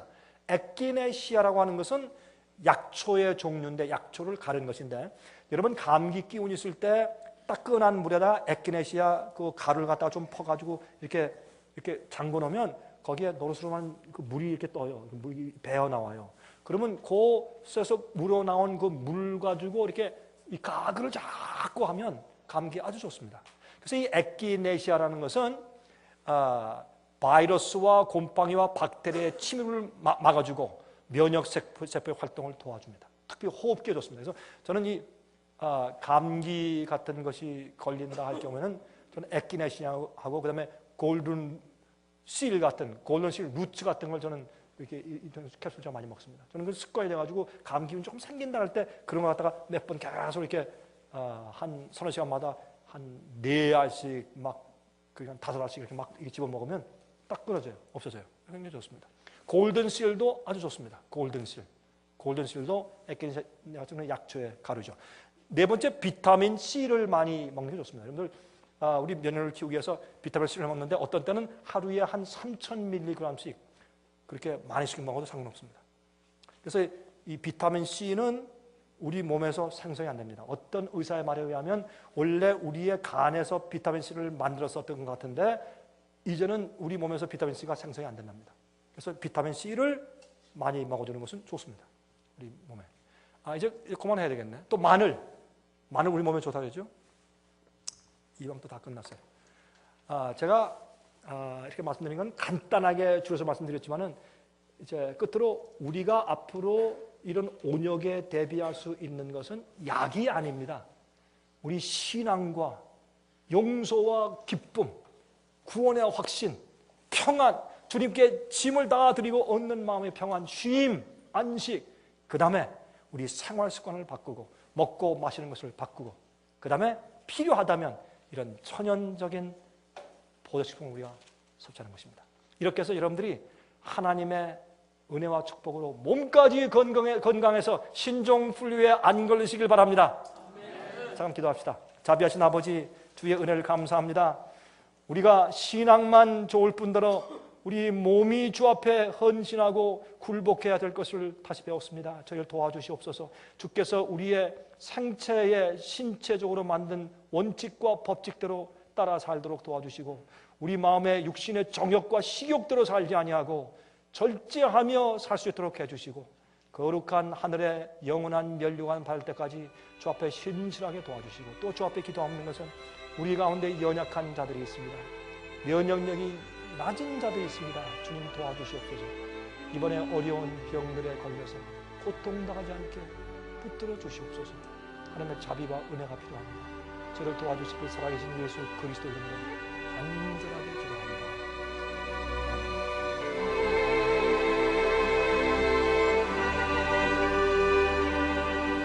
은혜 많이 받으셨습니까? 생애의 빛은 각종 미디어, 즉 출판물, 텔레비전, DVD, CD, 그리고 웹사이트를 통하여 복음을 전하는 미디어 선교 기관입니다. 생애의 빛 선교 사업에 대해서 좀 더 자세하게 알기 원하시는 분들은 웹사이트 www.sostv.net를 방문하시기 바랍니다. 생애의 빛 웹사이트에는 지금까지 나온 모든 월간지와 DVD, 텔레비전 방송물들을 누구나 무료로 보실 수 있도록 준비되어 있습니다. 지금까지 소개해드린 생애의 빛 선교 교재 중에서 원하시는 책자나 DVD가 있으시면 무료 전화 1877-704-1004번 1877-704-1004번으로 신청하여 주시기 바랍니다. 미국 동부 시간으로 월요일부터 금요일까지 9시에서 5시 사이에 전화해 주시면 감사하겠습니다. 그럼 다음 시간까지 안녕히 계십시오.